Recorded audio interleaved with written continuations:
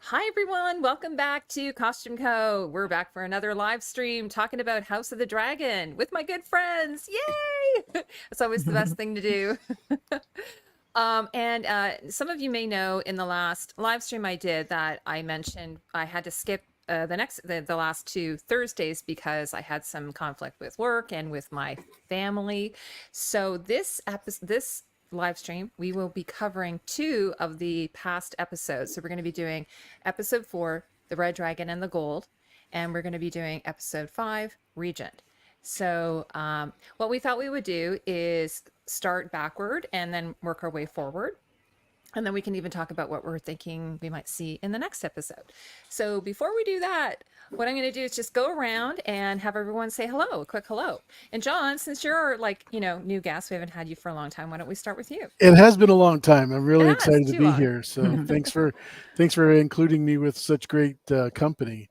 I really appreciate it. So yeah, my name is John. I've done YouTube for a long time under AU Packmule. I'm on Twitter and also Instagram.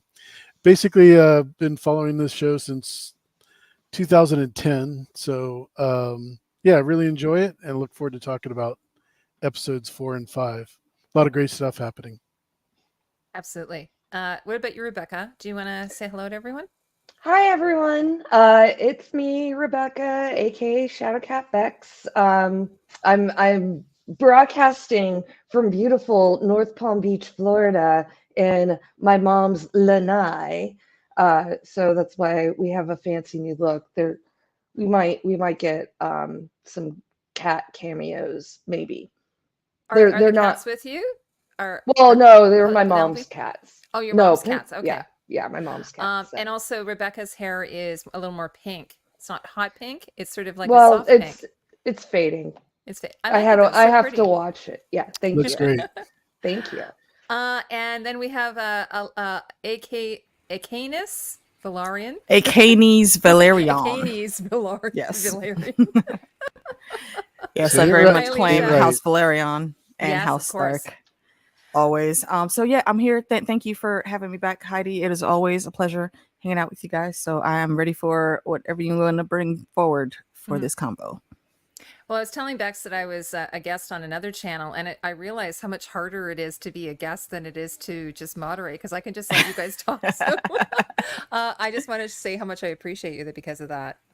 And I just want to say a few hellos. So we have Peter's here. Hi, Peter. I haven't seen you for a little while, so it's really nice to see you. And Kitty's dressed in pink. Mina Ruth, Natural Selection, and I think that's it so far. And Katrine from My Point of View. She says, hi, y'all. And if you are in the chat and you want to say hello, we'll do a little shout out to you. Or if you have any comments or questions or what have you. So we're going to start with episode 4. And it's really hard to believe, by the way. I know we just finished episode 5. So hi, Green Goddess. We only have 3 episodes to go. Isn't that crazy? Like, it's a short season, only 8 episodes. So first off, before we start, what do you all think about the fact that they don't give us the title of the episode before the episode airs? Does that get on your nerves? Are you cool with that? What are your thoughts on that? It doesn't usually matter that much to me. 9 times out of 10, I don't put the actual episode title in my recap titles anyway. I just think up something randomly quirky for the episodes to say, and that's it. So, I'll let them slide on that one. Yeah. What about you, Bex? What do you think? It doesn't really bother me. I mean, I'm assuming they also did that in the first season as well. I believe they did. Yeah, and it's obviously some of. I mean, if for those that have read the book, this episode 5, the events of episode 5 were pretty clear, like what was going to happen, just based off the book. But I can understand they don't want to give away any spoilers, and and where someone might have considered the red dragon and the gold to be a spoiler, but it doesn't bother me that much. Yeah, and it's funny because originally on IMDb, I think it said Dance of the Dragons or a Dance of Dragons. Yeah, for episode, it said they changed it. It said Dance of Dragons or something Dance of like Dragons. that. What about you, John? Does that bother you? Maybe it's just me. No, it doesn't bother me at all, because the titles are usually misleading anyways, for on purpose, Mhm. and they try to get you to zig when they want you to zag, and it's a good thing actually. Hi Dante, Dante Dubois. I love that name. And we also have Carl. Hi, Carl. Hi, So, okay. Carl. The only reason why I like having the title, this is like my own reason, is when I'm doing my reviews, I sort of make files and everything, and I find it easier to keep track by the title. So it's just purely a selfish reason for me. Fair So enough. everyone knows. Okay, so the red dragon and the gold, and that sort of follows the tradition, the Lion and the Rose, like, a lot of the show names have something along the line of that. So do we want to start off? I'm just going in order of the episode. Do we want to start off with Daemon's dream? If you remember it, because it seems so long ago. Well, wait, which dream? It's I was- the one where he Yeah. meets, where he sees Rhaenyra in the throne room. Wait, and she's- in the throne room? in the Bro, throne room, yeah, and he can't understand her. She's speaking Valyrian. Yeah. I think I realized what my biggest problem with Daemon is. And again, just for those of you that don't know, I heart Daemon. He literally is coded in the story as being the most loved and most hated dude all at the same time, like Yeah. by everybody. So I say this fully knowing that, yes, I will absolutely still be cheering Team Black and all of his antics and war crimes, but I still got beef because, sir, you only really get in these super emotional fits when somebody holds your ass to the fire. Whenever you get called out on your shit, you just want to make it, you want to play the aloof guy that you don't see why people might have a problem with your actions. And it's always me. Hey, don't forget to look at me. But then when people just full out, they do actually give you what you want and they look at you and they yoke your ass up beautifully with their words, like Auntie Nisi was famous for doing, and they get you all the way together. You want to cry and have this ridiculous fit about it. This is usually when he's his most deadly, after somebody done cussed him out for being on that nonsense. And all of those things against him are accurate and needed. And again, I hurt you, Daemon, but I'm going to punch you in the face a few times for the rest of the season, just so you know. Well, also, like, Matt Smith is so amazing. He does, like, he's a He brilliant is. actor, right? So it's Mhm. kind of hard, like, because I see John nodding and going like this, kind of like who's sorry, who Charles is the Dance. how did you know? Ja- You read my mind. I because that's Yeah. exactly the same. Oh my God, yeah, Charles Mhm. Dance, so brilliant, but you hate him, right? He's so awful. Exactly. But he's Okay, so good. You got to and- respect the game. By Yep. the way, Yeah. speaking of that, I saw a Good movie that villain. just recently came up that Charles Dance and Lena Headey and somebody else from Game of Thrones are all in, and I was like, "What? What is this show?" It came out in like 2000, like 12 or 13. I think actually. I think I know what show you're talking about. I Jon can't Snow remember the thinks so name of too. it, but yeah, was like, there's that is they've done a crazy. lot together. Mhm. For sure. What about you, Bex? What do you think of that scene, and do you have any comments on it? Well, I think it's really interesting that the Rhaenyra that he dreams of is young Rhaenyra. And I think, I'm not going to have any like new brilliant read on it that everybody else has already had. Like, she's the one that he failed, in so The many most. ways. Yeah. Like, yeah, he's failed every woman in his life. Mainly his daughters, but Mhm. but Or yeah, Miss like Aaron. yeah, but having it be young Rhaenyra in all the dreams has been pretty interesting, and Mhm. I'm curious if we're really waiting for Viserys to show up in his dreams, which I cannot wait. Like I will be heartbroken if we don't get a dream with Viserys in it. Like Mhm.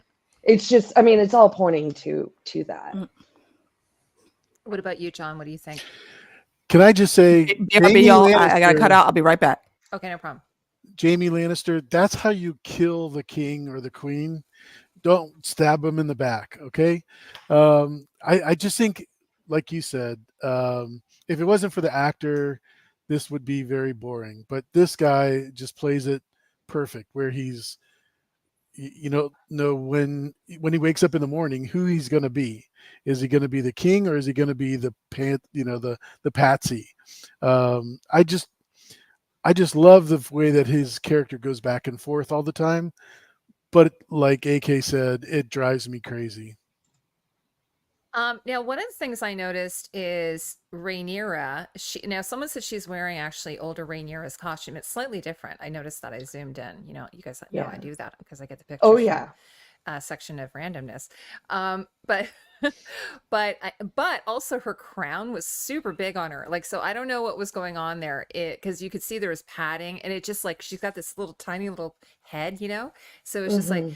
So, do you think there's any significance to that? Well, I think it's,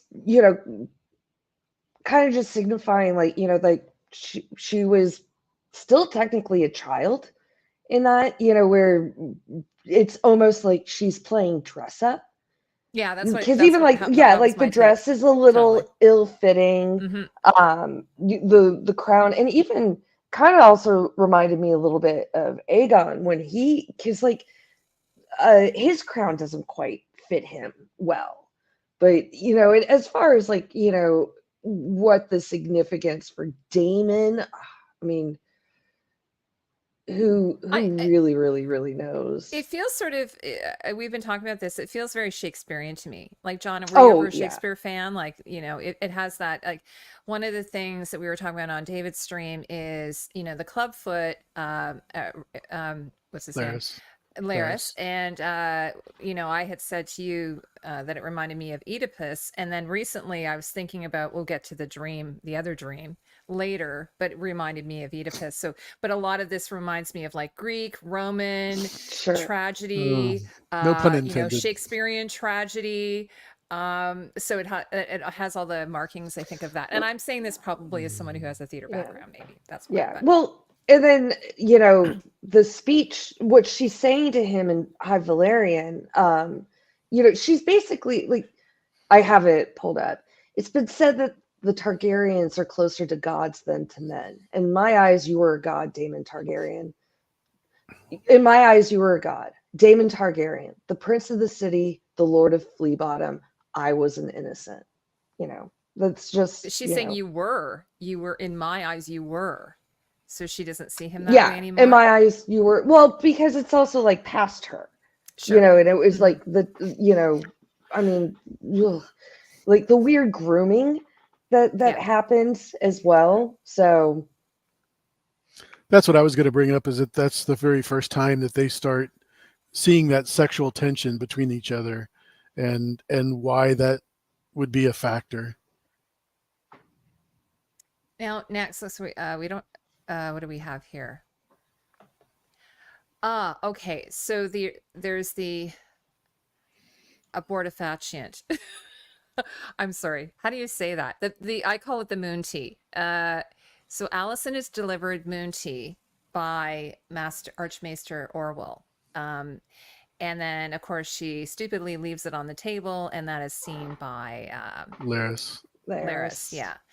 Because someone was asking how they knew, and I said, well, it's on the table. So although I did really love that this is a medieval version of a hot, like a hot pad. Hot pad. She uses, like, she takes stones out of the fire and puts them into a towel and then puts it on her stomach. So I thought that was kind of interesting. But anyway, so what did you think of that whole scene? Obviously a lot of people think she's a hypocrite.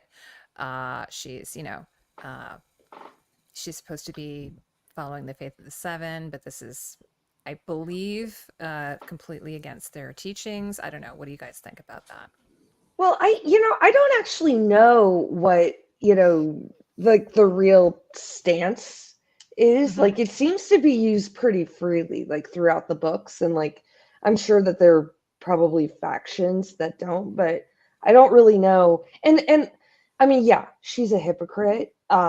They're basically like, her and Crispy like started this war, or like, started their vengeance campaign against her for like this very thing, and so, yeah, like, they're awful. They're the worst. But, there are times I do feel bad for Allison. And, and honestly, like, whatever her, I mean, she gave it to the girl, what was her name? Diana?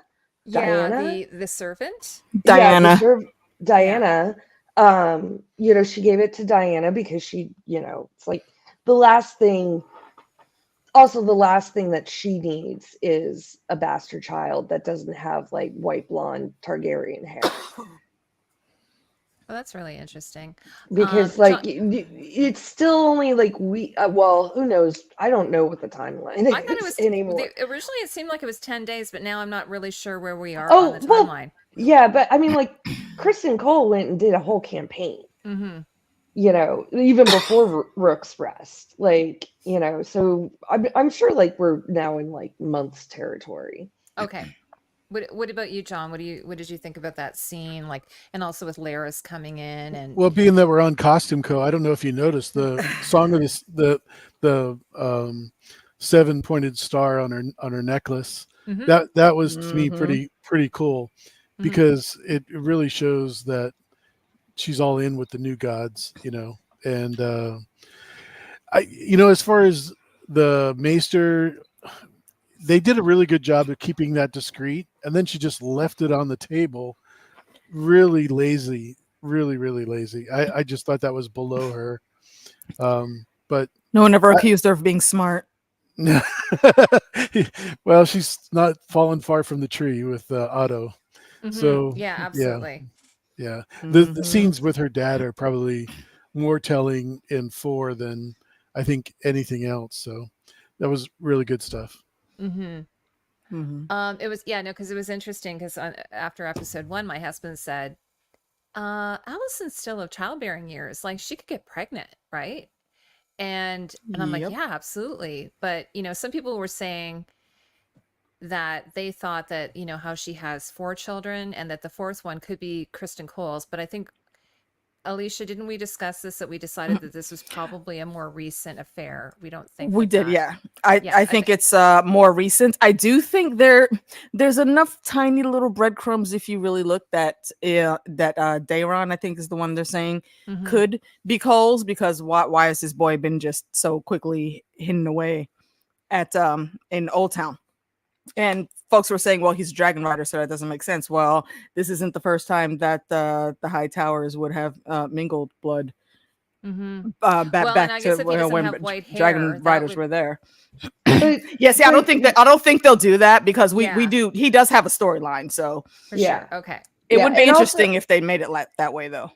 Yeah, and also but he's gonna have like the Targaryen look. So like he wouldn't have been hidden away like for that, because there's no Targ in the High Towers, or I mean, but High Towers do still have darker hair color. I mean, you never know. Genetics are crazy. He could just been the only kid born with darker hair. Oh, but like in the books, like I thought they all had Targaryen look. They did, but Antonisi has the Targaryen look when she doesn't in the books, though. They could have flopped.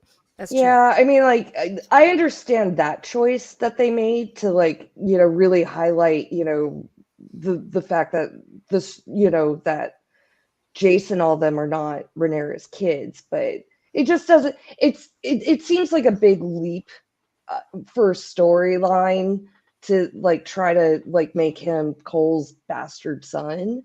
Like it just like I mean it's fun. I like doing these fun things, but also like I mean he's gonna come back and he's gonna look like all the other Targaryens. Like if there had been a kid that didn't look like Viserys and didn't look like the rest of Alicent's kids, like I mean I think that would have been known like right away. Yeah, I think the main thing a lot of folks were thinking is just like, why was he not raised in King's Landing with the rest of them? It's off. It's weird to do that. Yeah, but Ned Stark and Robert Baratheon like were practically raised in the Vale. Like from when they were kids, though, when they were like 8 or 9. Before that, they were at their home castles. Well, George says it was you very, know, George says I it mean, was he very was, common to, yeah. John, you can I mean, back me he, up on to send one of your children off to ward with another highborn Oh yeah, family. definitely, definitely, Yeah. but not like from birth because we've never seen him. That's the only thing that I was thinking along that. But yeah, yeah, I mean, he could have definitely been fostered there, but why this all these years? yeah. But I also think we don't see him at birth just because like that time period, like that was the time jump because he's the youngest out of all of them.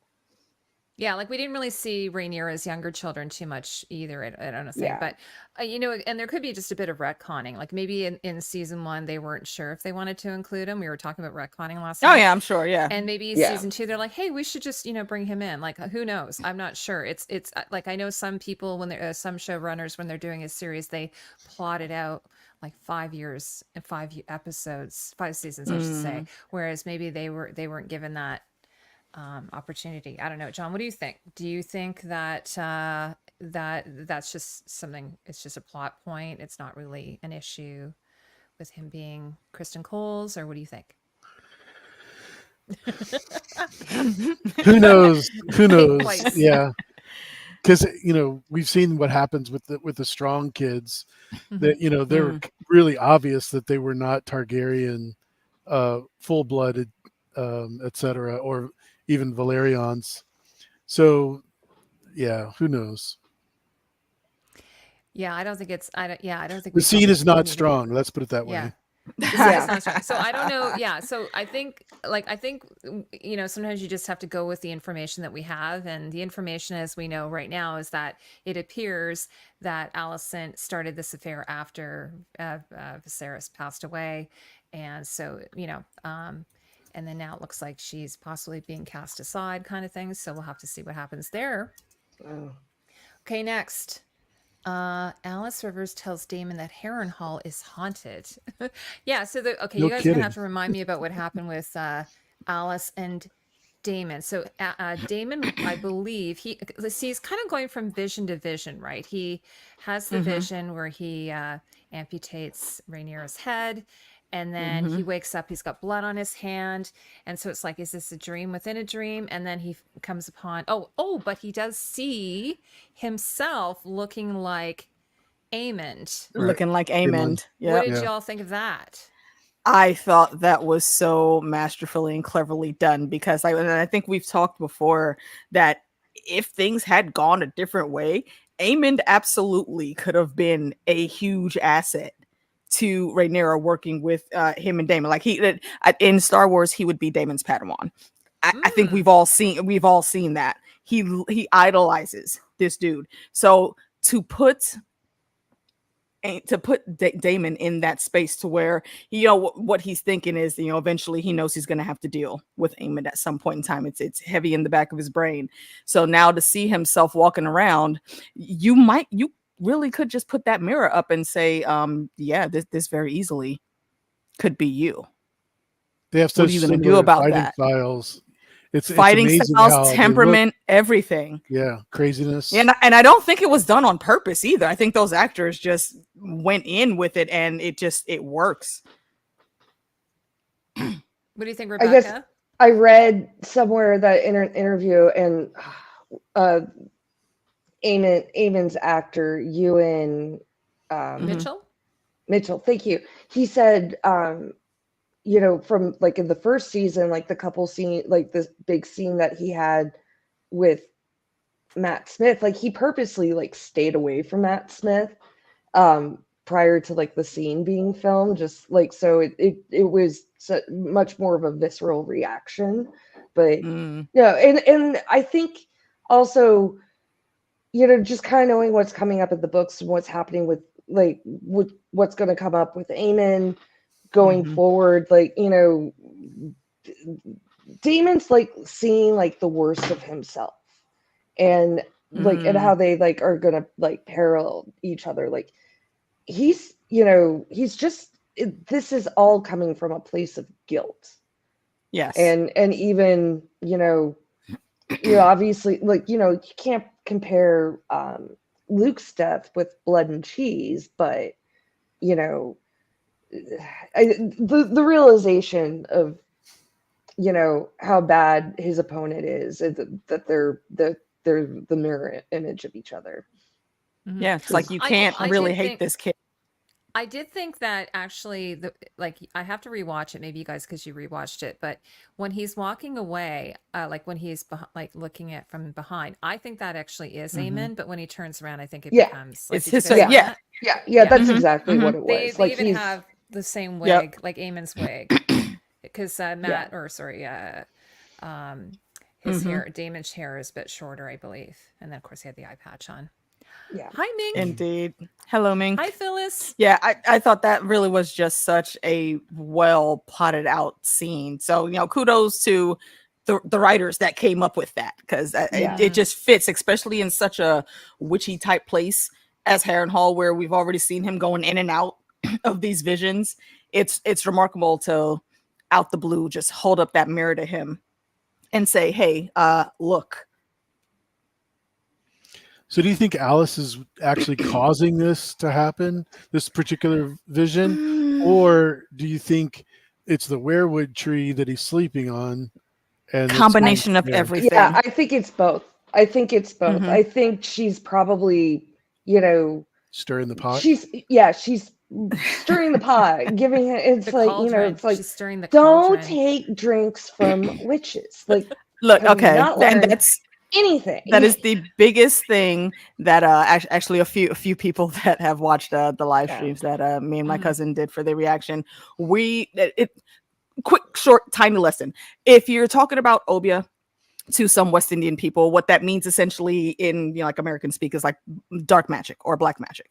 So me and my cousins, while we were watching, the first thing we thought of was, Daemon, don't drink the obia juice.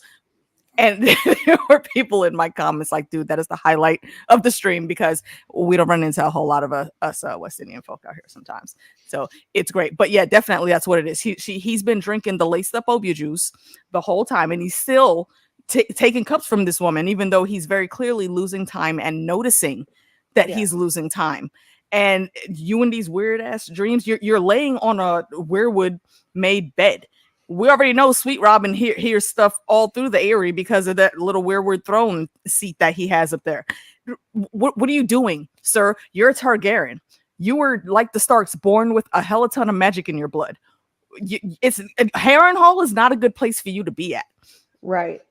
Although Yeah, I'm Natural said she put her fingers in the cup. She was like squishing. it Yeah, around her like, fingers. and she squeezing some random blood liquid looking thing. Baby, don't drink that. What is wrong with Yeah. you, dude? yeah, you know, I and personally think that he was still asleep, and why I'm saying that is because when he woke up, he had blood on his hands from beheading Rhaenyra. He but saw blood that on his was hands, but that's it a wasn't really there. hallucination. Yeah, because that? then Yeah. like a second later, it's gone. Oh, Mhm. okay. So okay. yeah, it's just I one of thought- his hallucinations. It feels like he's just like, yeah, he's kind of going from. It kind of reminds me a little bit of Midsommar, where they're just being laced, they're drinking LSD constantly, and they're just Yep. tripping out. He's And so phasing you in and can't out. really tell what is real and what isn't real. Yeah. And okay, so Mhm. do you want to And chat a I little think bit they're about the doing- interaction with? Sorry, go ahead.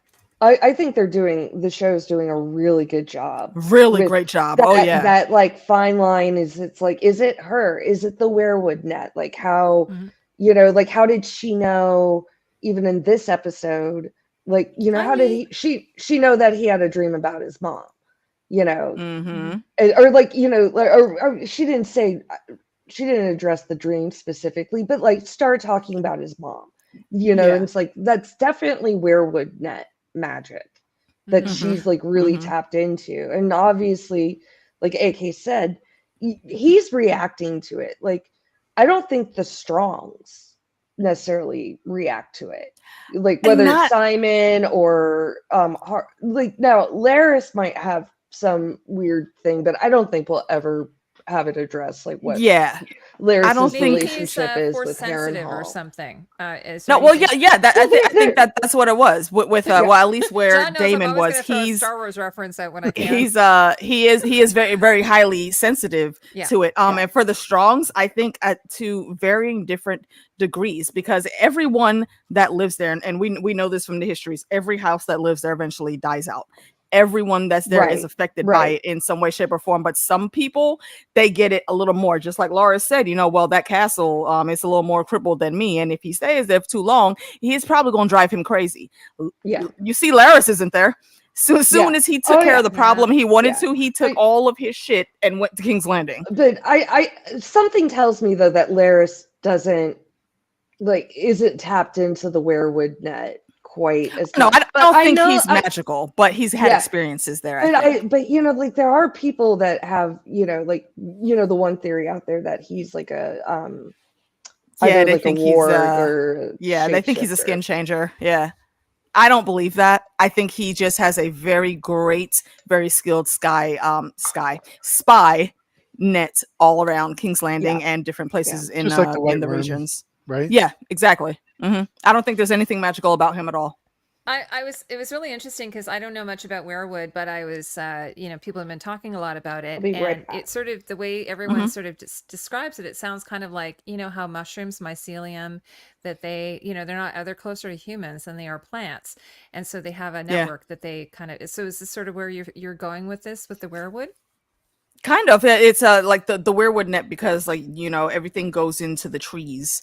When they die, the blood seeps in, and eventually, of course, your body's going to decompose. That's what from way back with the Children of the Forest, they always said, like, there people went in trees. That was why there was such a big problem with the first men coming over and cutting down the werewoods, because that was the like interesting cutting part about that into their families. Is that he's Targaryen, which is not part of the old gods that are part of the the werewood trees. So I'm surprised that he even puts much consideration into that. I think from the legends and stuff that have carried on from Valyria, I think it's on that level of magic. Like, definitely not part of the old gods in the werewood net, but still recognizable as old magic blood coming from Valyria. That's why I thought it was more Alice than Daemon. Yeah. Oh, she's definitely in there helping to push, like Heidi said, helping to force push some of those visions. But I think it would still affect him naturally because his bloodline is literally tuned into that. Yeah. But she's definitely the driving force. And I know we were talking backstage as to whether she's actually physically there. I think she is, but there are some suspect scenes that where I don't think she should be, like, sitting down at the table when he looks out there and she's there. She wouldn't be sitting. She's the help. She wouldn't be sitting at the table. Exactly. And no one else was reacting to her. Yeah. Almost like you would see. I don't know. Maisie Williams, when she was sitting in the same Harrenhal with Tywin Lannister, she was a servant, but etc. Exactly. Yeah, like some people were saying that she's not a servant, so they wouldn't acknowledge her. But why would she be there if she wasn't a servant, though? She's not part of the highborn line, so she wouldn't just be posted up there. Well, I personally think she's a projection or something. I don't think she's physically there. I was sort of floated it on Twitter, like, is she a figment of Daemon's imagination? Is she a ghost? Is she a projection? I personally was thinking that possibly she's a projection. Yeah, there's been some discussion that she's a ghost, because there's one scene in the next episode where someone said, but Simon looked at her, and I said, no, he looked in her direction. He looked in her direction. I like, who are you talking to, kind of thing. I honestly, like, I watched it, and that's like the one scene I rewound over and over. Like, I think he was looking at her. But like whether or not it was her or another servant. It could have been, right? If there was like a glamour. You could be right, because so for instance, if you guys all remember, there's a scene where he's sitting at the table and then he sees Lena. And then, do you call her Lana? Lena, no, Lena, you said it right. Lena, sorry. So she's saying, "Are you looking after our girls?" Yep. And then so he kind of looks a little bit horrified, and then Simon looks at him, and then you see it manifest into a different servant, right? Like it becomes so it's like they're being projected onto another person. Yeah. Now, the one thing I would also say that it has to be somebody, because we watched her wrap up his hand. Now, I mean, like, Exactly. Yeah, and like I There think are some places she is there. It could be Yeah, like I Fight think Club, she was. though. He could be doing it to himself. Yeah, but I think he was lucid enough in that Okay. period. Mhm. Like, but I think that's the great thing of how they're working Alice into the story. It's going to be so interesting. Like, I won't talk more about Alice until like we maybe there talk is some spoilery stuff. Well, Natural Selection did put something in the chat. I don't know, we won't expound on it because we got to see where that storyline goes. And yes, there are cases in the from the book to where yes, she absolutely has to be physically present there. And I do think she is most times. I think she's projecting from someplace else other times. But I think if they keep going the way they are now, we're going to see that yes, she is actually a physical person. Because yeah, there's a couple big things with her where you can't just like force push things to happen in the situations that she gets involved in. So she has to be there. Yeah, that's a very good point, Carl. So Carl says lots of characters in Shakespeare interact and talk to ghosts. Very Absolutely. True. What I was gonna ask something. Okay, why don't we go on and then I'll probably come back to that. Aegon complains. Oh, poor Aegon. Poor Aegon, my ass. I don't feel bad for him, not he one complains little about Aemond bit. and Kingston planning battles. Okay, yeah. So we have the Green Council. Oh, you're talking about Otto. What's that? You're talking about Otto complaining. No, Otto's gone at this point. No, Aegon. Yeah, Aegon. Because like Aegon, he finds out that yeah. Go ahead. Sorry, go ahead. Sorry, he finds out that Crispy and Aemond are basically planning the war behind his back or without his consent. Because he wanted Harrenhal, but they're like planning the Rook's Rest. And so, and then he goes to Mom, and he's like, "Mom, they're not listening to me." Gotcha. And then she's like, the thing, yeah, shut up. And that scene right there, anything. it made me even more want to punch Allison in the face because she's listening to him going through this, and again she's failing him because she's not even just allowing him to vent and giving a supportive ear. She's still cutting him down every step of the way. And the thing she says is, "Oh, you have no idea the sacrifices that were made to put you on that throne." Bitch, he didn't want the throne though. You did this fuck shit on your own, kickstarting this. This is your monster. This is your monster. And now that you're cut out of it, and again, she always has to make everything about herself. He's trying to tell her about who's making moves and how, and she's like, well, they should be looking to both of us to hear our words in their planning. Why the fuck would anybody want to talk to you? You don't have anything to do with it. Again, you are the queen dowager. You don't hold any power here. They come to you for some advice offhand, maybe outside of the small council, maybe, but no one's obligated to include you in anything. Right. I mean, this is almost a complete mirror of Cersei and talking to Jamie, not Jamie, but Joffrey. Joffrey, because he was created because of her actions, and then he's like, "You're not listening to me, so let me do what I want." And both have fathers. She won't even let him cry.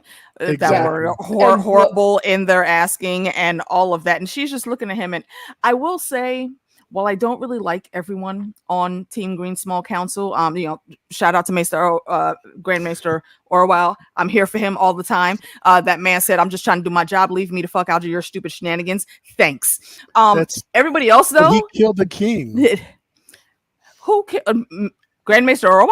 Yeah. Isn't that who's in the on the council right now? Right now, yeah. Black But he was the one in the background.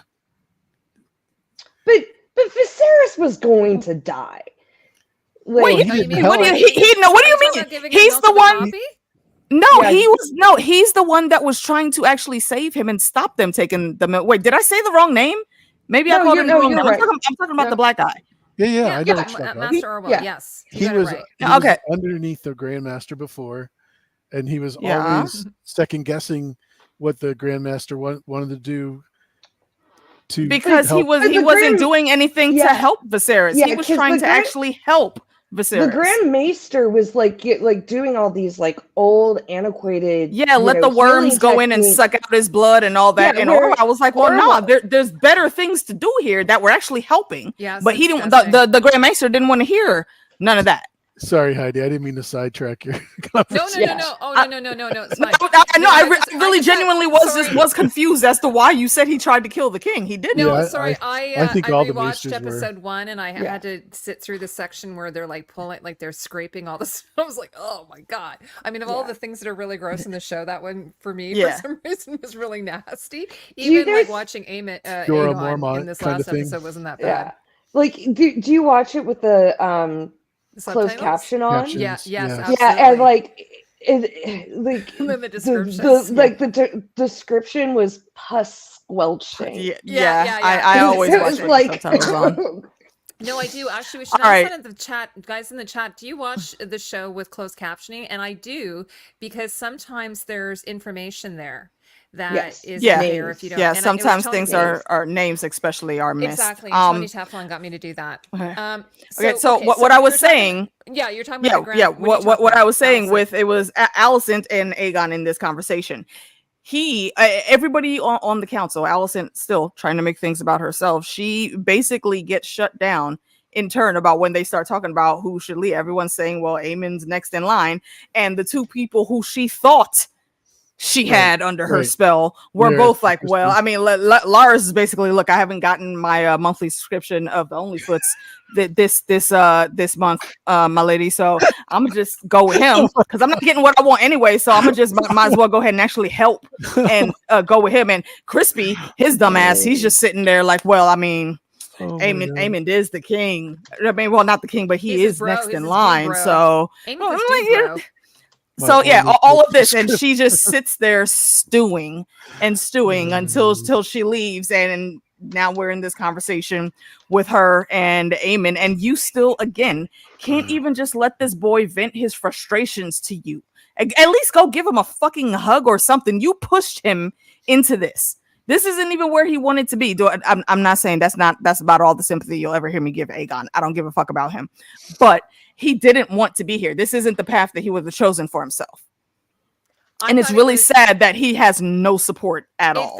It felt very Shakespearean to me, that whole scene. Yeah. And like Macbeth level kind of Shakespeare. I have to knock on some wood or something. I'm a theater person. It felt I was just like, Mom, you done fucked up there. That was really terrible what she did. Horrendously. When she said, nothing. And the part before that I thought was good. Like, you should be listening to these other people who are more experienced than you and watching and learning from them. But the other thing is also, I have to add, even though she's a shitty mom, Viserys was a shitty dad. Like this. Oh, that's what I was trying to. I was trying to say that earlier. Go ahead, Bex. You go. Yeah. Oh no. Like it's both when we were doing the Joffrey Aegon comparison. Robert could give two shits about any of those kids, and rightfully so. Yeah. I mean, like, it's not the kid's fault, obviously, but and and Joffrey was expected to rule. Like that, up until Robert died, like there wasn't a question. But they didn't teach Joffrey anything. They didn't teach him anything that should have been taught to him. Yeah, he didn't even know how to handle the sword properly. I thought that was really weird. Bruh. So, they didn't get the. No, seriously. I mean, like, I totally agree. I think the same exact thing that Robert did when they had to, when the whole thing happened with the Micah. You had a full-on castle forged sword made specifically for you and your tiny little 13-year-old hands. And you're supposed to have some kind of fighting skill. You're walking around with it like you do, but a little tiny girl with a stick whooped your ass. And then because you thought you was going to be able to actually, big up on that girl. I mean, you don't know who the fuck Arya Stark is, but that's beside the point. You thought that Nymeria, you already know Sansa has a wolf. You've seen Arya with the wolf. You thought that Nymeria wasn't going to come get at you about that, young man? Like neither one of these kids are really that smart when they're told to, or when they feel like they have to move on their own.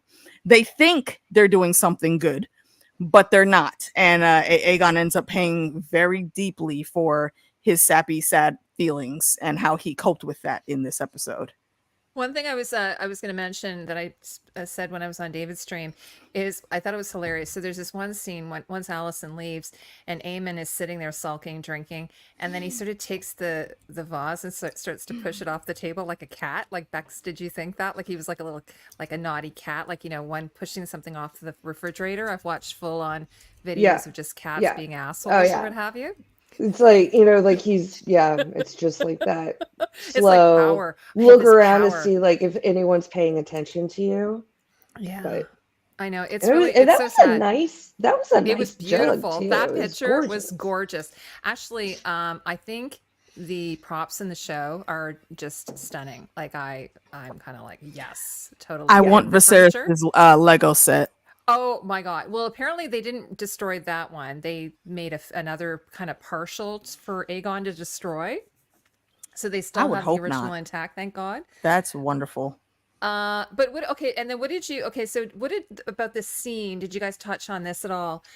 I didn't understand this because I didn't know Valyrian very well. But so apparently Aemond is speaking Valyrian, and I didn't know this, that Aegon doesn't know how to speak Valyrian. Again, like he's been failed, right? Like what? No, we'll see. No. I can't say he's been failed on that one. No, really.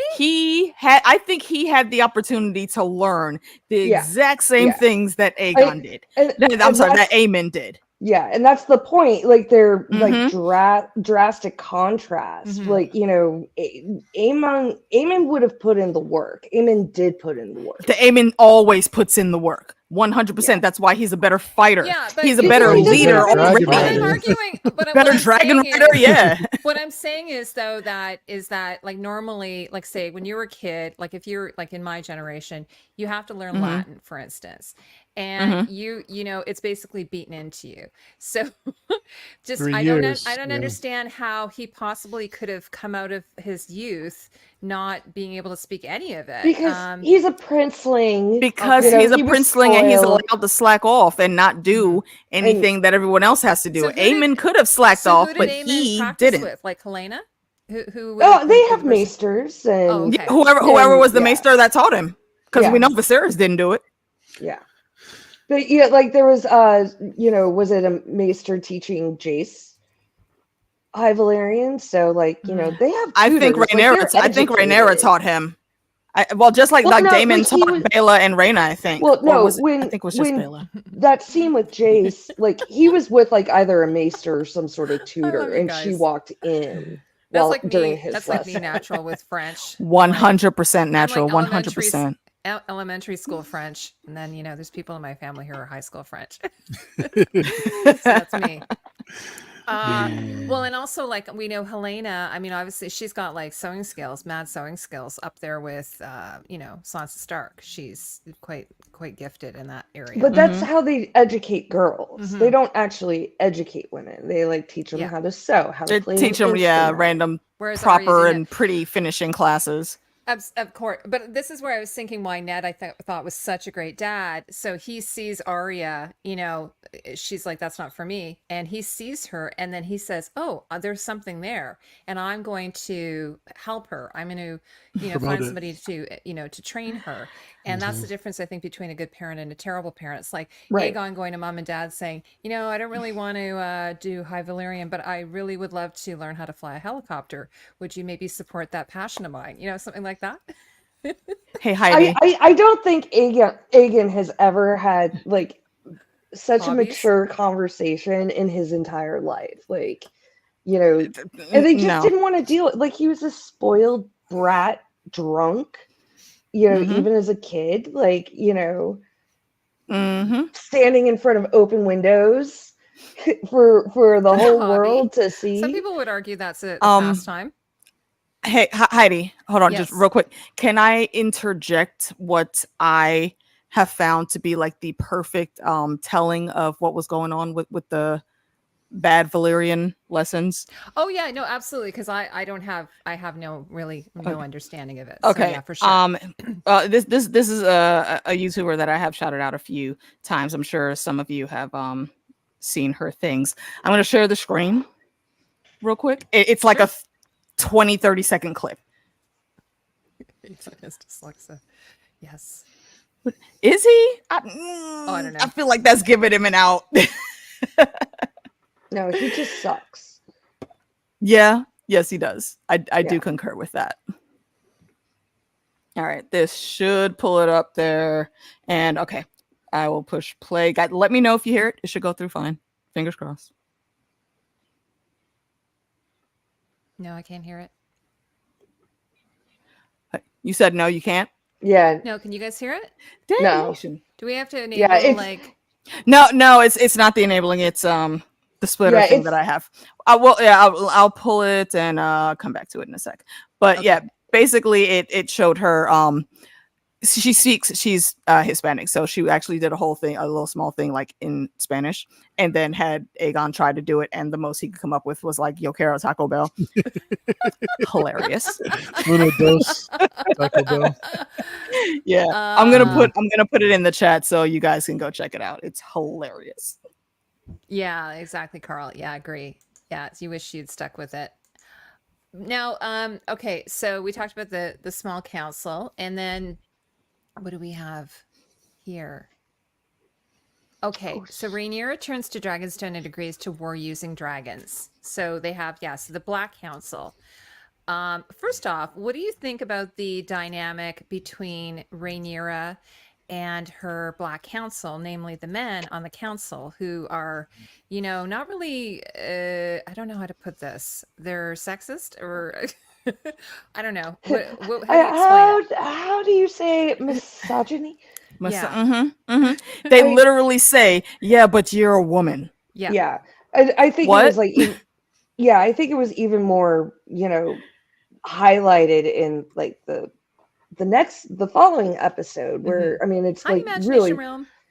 like head on address, like, and Mhm. and it's all like, stuff I've always said about like some of like some of the Targaryens. It's like, when did they actually get martial training? Like Dany was never never trained in any kind of like military, Which was so absurd to fighting. me. So dumb. So dumb, and like, y'all never made her armor. Yeah, Rhaenyra Yeah, doesn't know how to fight, And I nor was does reading she really know how to Visenya did rule. though. Visenya See, trained apparently. Exactly. I Well, think yeah. that's that both Visenya and Rhaenys got And training. Rhaenys, So why yeah. was that not continued once y'all had the whole Seven It's- Kingdoms fight done and we were on the throne? I think what it is, it's like, it's only when a woman actually shows, like when a girl actually shows interest in it and aptitude at it. Mhm. Because I think like Bela and Rhaena are like kind of like the perfect example, Mhm, because mhm. Bela, obviously, she natural dragon rider, she's a fighter. And she's Antonisi's Padawan. being- Yeah, she's being trained, where Rhaena, like, failed attempts to bond with the dragon, probably was, she's probably better educated than some other women where they just learn how to sew and Oh, how to definitely. dance. Oh, yeah. But, 100%. there's still like, Yeah. it's like she didn't show either Mm. aptitude at it. She didn't show interest in the same way. I mean, I think she probably did, but, probably very self-conscious about the fact that she can't bond with a dragon. So, it's they have to like look for it. And if they don't, like, it's not encouraged otherwise. Like Brianna Tarth, she looked for it. Arya, she looked for it. Yeah. Like, Very it wasn't true. just a Very true. natural, like, I think like, just speaking of the North and like going to like the Mormonts, like those Mhm. women were warriors because they had to be. Mhm. Because like they lived Yeah. in, Good point. like the far Yeah, north, they had to everyone on fight with Bear Island. Yeah. wildlings. Mhm. Yeah, also I think what Dante's saying sounds true. Is I think it was an assimilation into the Andal culture. So maybe like Targaryens would maybe have been more egalitarian. don't- or perhaps I don't you know about that. Okay. Maybe, but Yeah, there's enough differences, I think, that stayed different that I don't think they would have allowed that to really be that big of a factor. Like the sister and brother marriages and all of that. It just there's certain things that were heavy in the culture that did not change. But that is very good thought, though. It's highly possible that's what they were thinking. And also, like, you know, but even aside from, like, Targaryens, like, you know, just like, you know, the Andals coming over and, you know, colonizing, you know, most also the of Andals were some assholes, just so y'all know. Oh, well, yeah. They So made up like, a whole religion just to invade a land. when you have, like, you know, families that just have, you know, like, who have, like, connections to, like, the first men and the old gods, like, they tend to like kind of usually produce, like, the warrior girls. But it was a problem I had in with Game of Thrones, like, with the show. It's like I feel like it celebrated the women who did that, who, like, you know, kind of like grab power, whether it's like physical or whatnot. And then, you know, like, they're just clearly some characters they did not like. And I think they didn't like them because they were dumb girls. But that's another rant for another day. We're not talking about Game of Thrones. John, what do you think about all of this? About, you know, whether, you know, whether a woman should be trained or not trained? I don't. Well, you got to remember, we're talking about two different cultures. The Essos, you know, where the Targaryens and the Valerians came from, that's what was encouraged. Whereas I don't think it was encouraged at all in Westeros at all. Very few. But is it encouraged? Like, you know, like, dragon riding's one thing, but, like, actually, like, being a trained fighter is another thing. Yeah, Dawn had a little bit more so than anybody else, but relatively speaking, it was well, Dorne and the North, like, you know, sorry, go ahead. I think that's fair.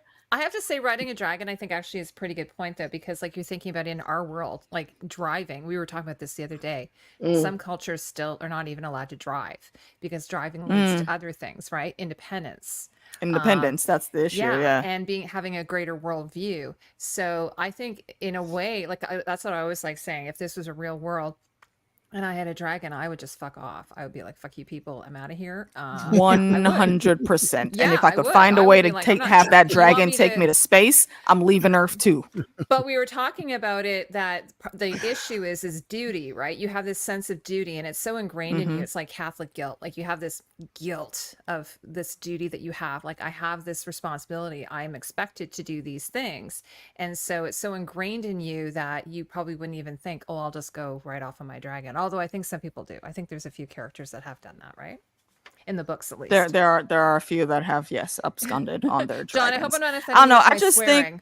Oh, no. Not at all. Okay. I don't know why. I was thinking about the people that are going west to Westeros. That's what I was thinking of. Everyone that's trying to go on an adventure and, you know, make their own path in history. I think for me, though, the way I look at it, especially when it comes to highborn families and definitely the royal line, everyone needs to know how to defend themselves with a sword. That would be required. Like, we have a required reading list in high school in America. No, that is required training. Because what happens to the guard? What happens if your guards get put down and then it's just you? I'm thinking, like, the very least, you know, like, whereas, you know, so Cersei, she never thought that way. She's just like, no, we'll have some guards in this room with us. So if for some reason King's Landing gets sacked, everybody will just get killed. We'll just kill all of you. She did want to learn when she was younger, though. Oh, did she? Small credit to her. She did want to learn. She did want to learn. She didn't buck too hard against Tywin when he told her no. Yeah, because Tywin's such a great father. Asshole. Yeah, yeah, but not Charles Dance. He's amazing. Okay, so now this brings us to this terrible moment. So first off, we have the battles of. Okay, well, there's a couple of battles actually that happened before that, right? There's Duskendale. What happens? Maybe you Duskendale. You mean before Rook's Duskendale? Roost? Yes. Before Duskendale. Rook's Rest. Do you want to talk I would just like to the campaign, as Becks refers to it? The campaign, I think the campaign was moving as they wanted it to move. I think them saying loudly so many times they were going to go and head over to Harrenhal was part of the ruse, because he very clearly took the army in a different direction, and Gawain did call him on that, but Gawain wasn't in on what the ultimate actual plan was. So there was that. What I will say, I believe it was the Lord at Duskendale who was talking shit all the way up until the very end, and then spit at that asshole Crispy's feet. Oh, yes, yeah. 100%. I Awesome. stand that man. Yep. Yeah. What a way to go out. Oh, you gonna kill me? Okay, fine. Fuck you anyway. Yeah, absolutely. And now I was going to ask you, so did you, okay, so we did see, I think a couple of episodes back, we saw Krispy Kreme and Aemond plotting. Did you, I mean, maybe because you read the books, did you know that they were plotting behind Aegon's back? I didn't personally know. No. Okay. That was something they highlighted on for the show. Well, I thought they did a good job. I definitely want to, after we kind of wrap up like what happens in the scene, I want to talk about the difference between book and show, and like there's some I have thoughts. Sure. Okay. Yeah. So then also, as you said, oh, by the way, what do you all think of Gawain? I think he's kind of an interesting character. I mean, I think the actor's really great. I like Gawain from the moment he came on, throwing all the shade to be thrown at Crispy. He's got a vote for me just for that alone. I haven't seen anything terrible in him. I mean, I did laugh a little bit when he was crying, like at the last battle, that the one that they didn't expect. That what wasn't about? No, I think it was when Baylor was chasing them into the woods. He had a couple tears on his face because he was scared. But that aside, he's not done anything to piss me off yet. So I'm not real mad at him. I don't know that he's ever like experienced this type of thing in his life. Like he certainly probably has never seen. None of them have. Battle. There's been no wars for like the past 90 years. Yeah, and like from like the episode, why they were even out in the open field to start with. Like, I mean, he at least like kind of like, he was a little fuck boy. He was definitely gonna, like just dining out on daddy's dime and his name, whatnot. And then, as soon as like he realized like, oh shit's real. Like, he kind of, became serious. Like he got it. Like there wasn't like needing to hammer into him like how serious like this whole thing has become. So like he got it right away. Yeah, John, what do you think of Gawain?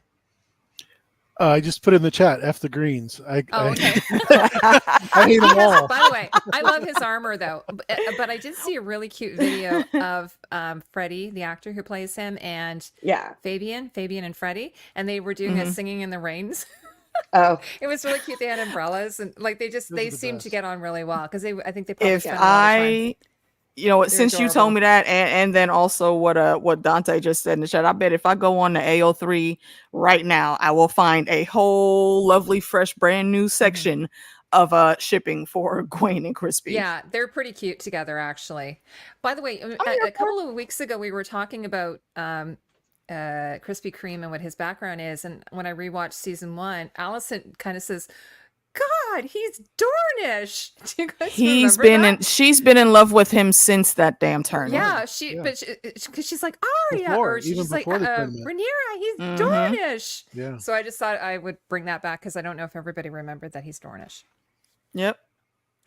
Okay, so we have this battle.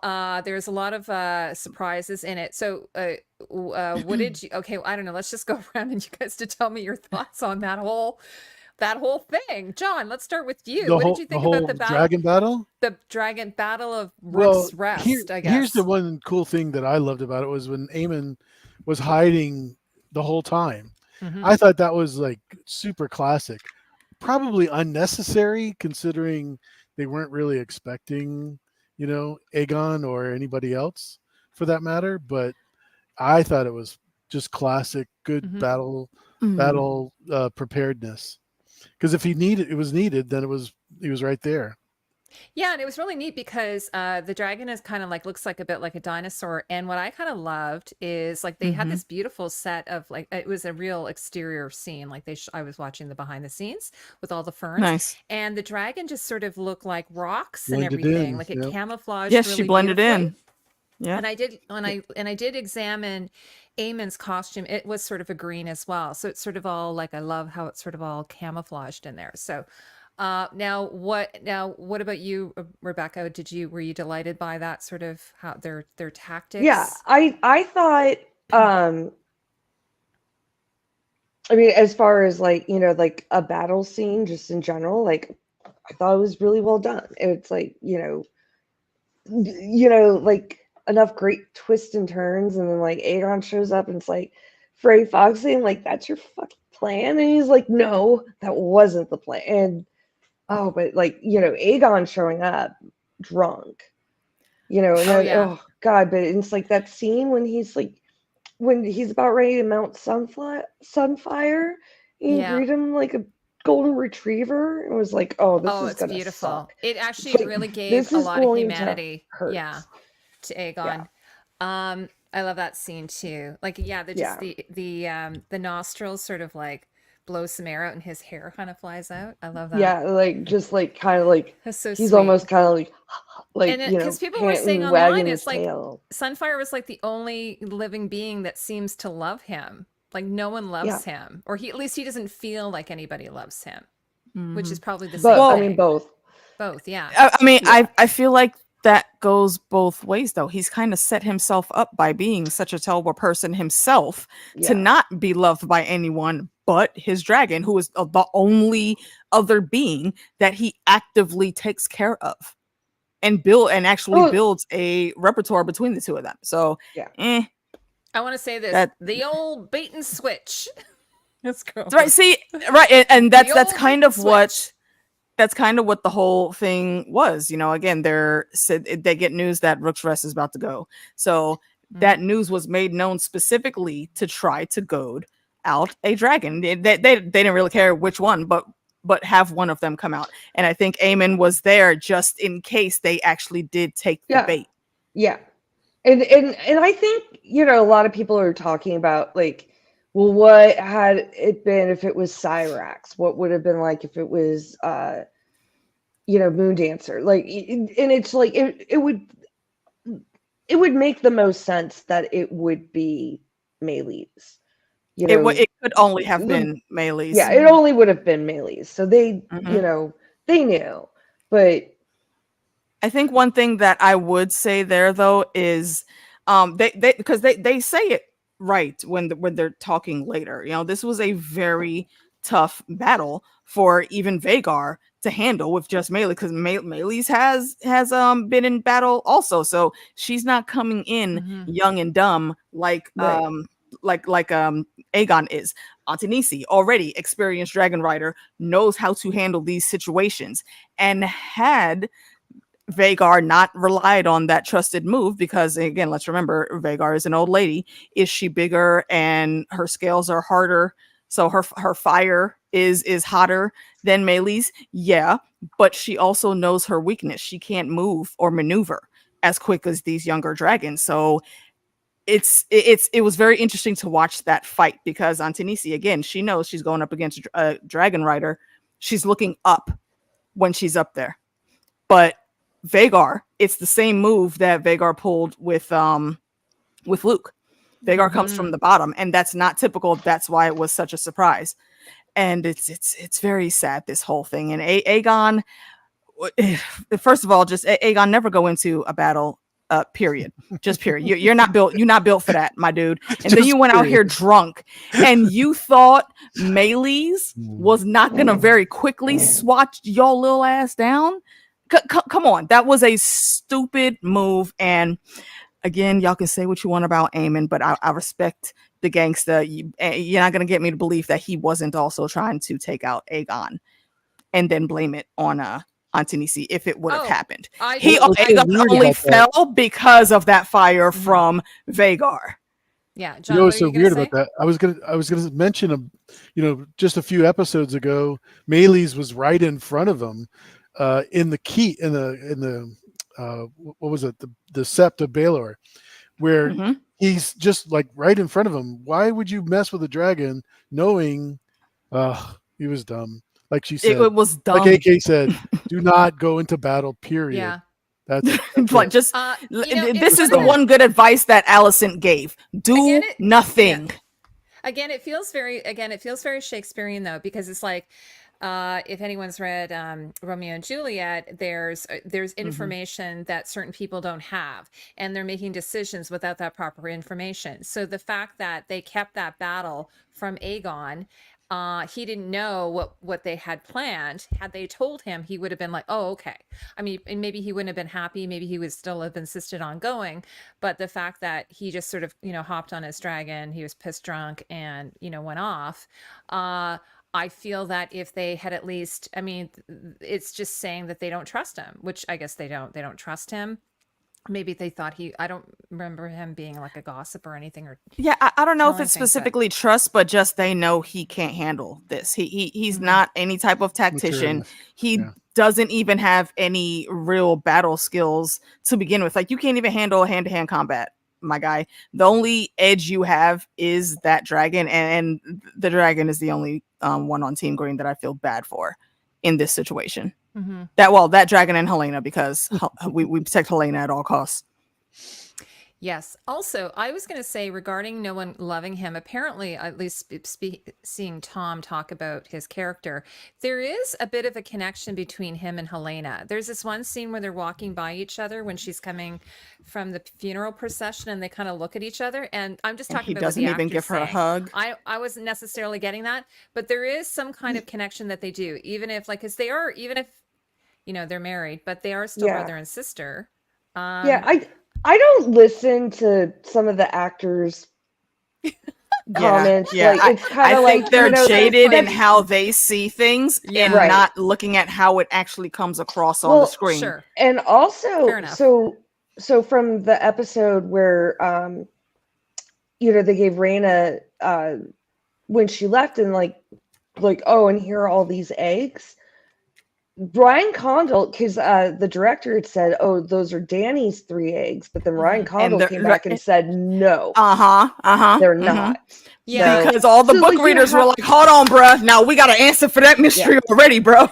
and you just have to like take it, like, I can't listen to anybody talk about it fair. Other than Ryan. Yeah, I know. It's the same with Alice. She said she could potentially be, the actress who plays Alice could potentially be 400 years old, right? And then, of course, that got people thinking, is that like she's not Melisandre. No, it's not Melisandre. Melisandre is not old enough to be put into her place. Right here. But I'm also saying she's not Melisandre, and like, she's this like crazy ancient, like 900-year-old. Yeah. Right. There's nothing scarier than a naked old lady. You know what I mean? Yeah. Yeah. So but it's like we were talking about this. Yeah. I was trying to explain this to the kids yesterday. So for instance, we were talking about backstories of characters, and like, especially if a character has a tragic backstory, but then sometimes they retcon. Like, say we were talking about Cruella, for instance. Like, Cruella is a villain, but they retconned it and wanted to give her a tragic backstory to explain why she likes skinning dogs, right? Which is sort of weird. But so we were talking about that, and I was saying that some showrunners will actually do like a Bible, where they'll give each character all these, this is all about you. And write everything, and it may not ever be on the page, like, it may just be subtext, very, very deep subtext, but they sometimes do that. So this is why I wonder if sometimes actors are drawing on those things. Like, say if Ryan did a little brief on each of the characters, like, this is a little bit about you, because I don't know where they would get it from otherwise. Or maybe it was just in conversation with the director. I don't know. No, I'm sure like they're studying their characters, and it's like the things some of them are saying aren't far off, but there are 3 scripts: the script that you go in with, the script that's shot, and then the script that's edited. And his interpretation. I also think he's doing good PR for Aegon. I think Oh, of he's course, he's yeah, he he's wants a good to. PR He's, man. he's He's a trying good, to, yeah. yeah, Yeah, he he's a wants good to PR show man. Or that he's. yeah, I have yeah, to say though, I one of the things that I do love about Tom is I never thought Aegon would be funny, and he's actually somehow so subtly made him funny, just in his delivery. yeah. And so, which is sometimes nice because one of the things I was thinking about this show is we don't tend to get too much comic relief. Like, remember with Tyrion, we used to get so much comic relief with him. Who is the comic relief in this show? We don't have There's no Braun. mushroom. There's no That's the problem. mushroom. So that's one of the reasons why sometimes this show feels like there's not enough, there's no levity to it, there's no lightness to it. We don't have moments of relief. That's one thing even in a Shakespeare you would have, right? You would have Right. But some comic relief to help lift you during those really difficult sort of yeah, times. Like even I mean, Romeo and Juliet has comedy. well, I think like the last couple episodes we watched have been like pretty intense. Hmm. But like you have like Aegon's Kingsguard, like, they keep constantly like bumping into each other. Like there's a lot of like really subtle Subtle. Yeah. things, like subtle. And like, yeah, and Aegon is definitely, he's Which I really love how Aemond called like, him on that shit too. I kind of yeah, look at like the he's Kingsguard the as almost Kingsguard. being like he's sort of has appointed his dude bros to the assignment. Like they're not Yeah. qualified. It kind of reminds me of like, politics. And they kind of remind me of Keystone Cops a little bit. Yeah. They're kind of idiots. Yeah. You say bumping into Yeah. each other. So I suppose that is a bit of a subtle, and I'm sure there's people working on the show who are recording stuff and then sit back and laugh their asses off because they think something's hilarious. But I just haven't personally found there to be that much humor in the show. And I do really miss Tyrion for that. I know we were saying we were not going to talk about Game of Thrones too much, but anyway, that's my own personal thought. I think Simon It's- Strong is funny. Yeah, Actually, yo. you're right. He does. He is you're right. hilarious. He is pretty Yeah, funny. he's You're funny. right. I give you that. Someone wrote on Twitter, "This diva." Right. Because he's what my I've God, come yeah. to really like about him is he does not mind at all calling Daemon on his bullshit. Yeah. Like, oh well, what would you King. call the husband of the queen, the king? Pause. King. Consort. Yeah. Oh, well, you don't think that last bit was unnecessary? And then Daemon doesn't even allow him to You think reply Alice is because funny? he don't want to get his feelings hurt again. Yeah. You guys Oh. think Alice is funny? Really? Yeah, no, I Alice. mean, Alice she got does- some jokes. Yeah, she's sassy. She's a troll. She's a troll. Mhm. Yeah, I agree with Yeah. that. Okay, Literally. I agree. She's a troll. She's like, and how have your dreams been? Of late, You yeah. know, Yeah. like asking, like, yeah, she's Someone did a video of it was Alice all along. Have you guys seen that? Because she's also dressed in purple. Did you No, notice that? oh my God! Please send me the link to that because she's that's dressed hilarious. in purple, and I was thinking that. So that's kind of cool. A crossover, a Marvel crossover with that. That would be fun, actually, if I they love did it. that. It was Alice. So Alice I have a Rivers all question for everybody. Do you? Because Oops. I feel like we were talking about it on the last live stream, or maybe you were talking about it in your live stream, AK. But was Alice? What do you think Alice and Laris have some sort of not relationship, but are working together in any way, shape, or Some form? random I mean, to what end would Loris have any real prize from He's anything taking that off. like Just that? information. I think is he she has part ways of his getting that spy information anyway, network? though. Fair, yeah. Hmm. But I don't I'm know. interested what I'm just interested in everyone's relationship with Alice. Who is she to Simon? Again, is it really her? Is it But a to your glamour? point, Max, yeah, to your point, Laris did say something at the small council about Yeah, Dame. he said knows that. what's Yeah, he going said that on. castle. Yeah, the knows castle Damon's is more there. crippled than I am, Yeah. and Let- Daemon is probably going to go crazy being Yeah, there. so- I mean, not those exact words, but something to that effect. Yeah. So Yeah, I so he don't knows think he's he would have there. a. Yeah, I don't think they all he know would that need to Damon- be in league with her responsible. for any reason. Mm-hmm. Yeah, It would I'm be just interesting to I'm just see. curious.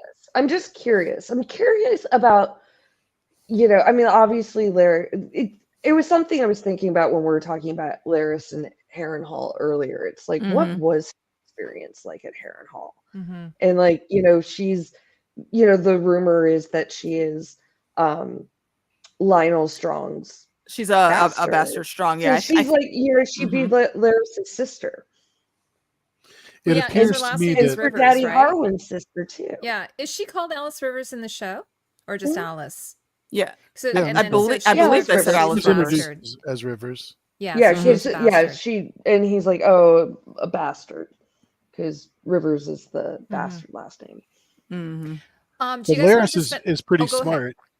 Yes, yes. In regards to his experience with Harrenhal, he already knows with everything that's going on there that that's not a place that he wants to be. Yeah. I think since he took all of his gold, he's ready to Yep. like, you know, do the whole, you know, dandruff And thing. also, you know, Laris has blood on his hands. Sure. You know, Yeah. I mean, the death just of his father and brother, and Right. like, you know, he orchestrated like many other unjust deaths, and like, you know, whether or not he and like Simon had knows it too. You know it's not what? like it was. Yeah, It's well, it's not like a but mystery. no, the werewood net knows it. The And werewolf. I think Hold that's on. also part of I think that right there, actually, Bex, that is a key component of it.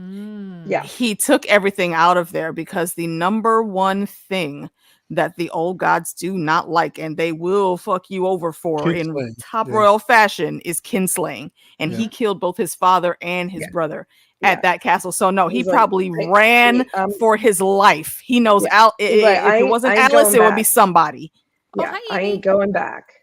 You know, and Hey, maybe that's why the werewood net, because like another person in the books that the werewood net like really affected was Jaime Lannister. Like when He had like, that, when he fell Jaime asleep was, on like, it. when he was- yeah, exactly. And it's like, but he has blood on his hands too. So I wonder if like there's a little bit like, you know, like the most guilty of us.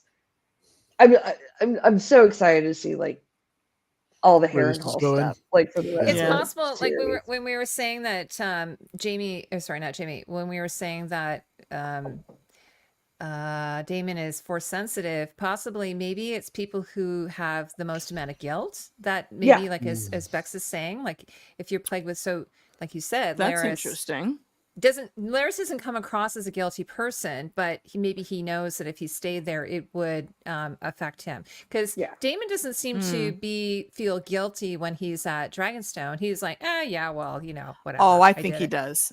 You think? I don't know. I think he just puts out that forward face in public and around everyone else. But for real, no. I think his number one thing, I think, and some people have tried to question me on this, I think he very much loves his family. Does he actually want to see Rhaenyra succeed? Yes, but he is at war with himself on that point because he's still, again, he's a diva, so he's looking at what he wants more versus actually in going in line, or not in line per se, but versus actually just doing the right thing for the side that you say you're a part of, instead of trying to be over here secretly building your own shit, which is real shady. Daemon,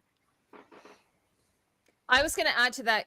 I feel he loves his family in his own way. Like I don't think he loves his family in a traditional way. That he like probably Tywin Lannister. like I rewatched episode 1, and I might have mentioned this before. So there's this scene where he's at the brothel and they're, you know, his I guess it would have been his nephew has just died and his sister-in-law has just died. And then he goes back and then of course Otto says, "Oh, Daemon was saying these terrible things at the brothel, like a king for a day." I don't believe that. And then Viserys finds out about it and he's furious with Daemon. And Daemon said, "I mourned in my own way." That was his way of mourning. I don't think that was an admission of guilt though, because they didn't show us actually seeing him or hearing him say that. He was actually trying to sit there and just be in the corner at the brothel. He got called up for the speech by his people. I used to think the same thing, AK, but until like the blood and cheese scene, because we never saw him say a son for a son to blood and cheese, but we know he said that.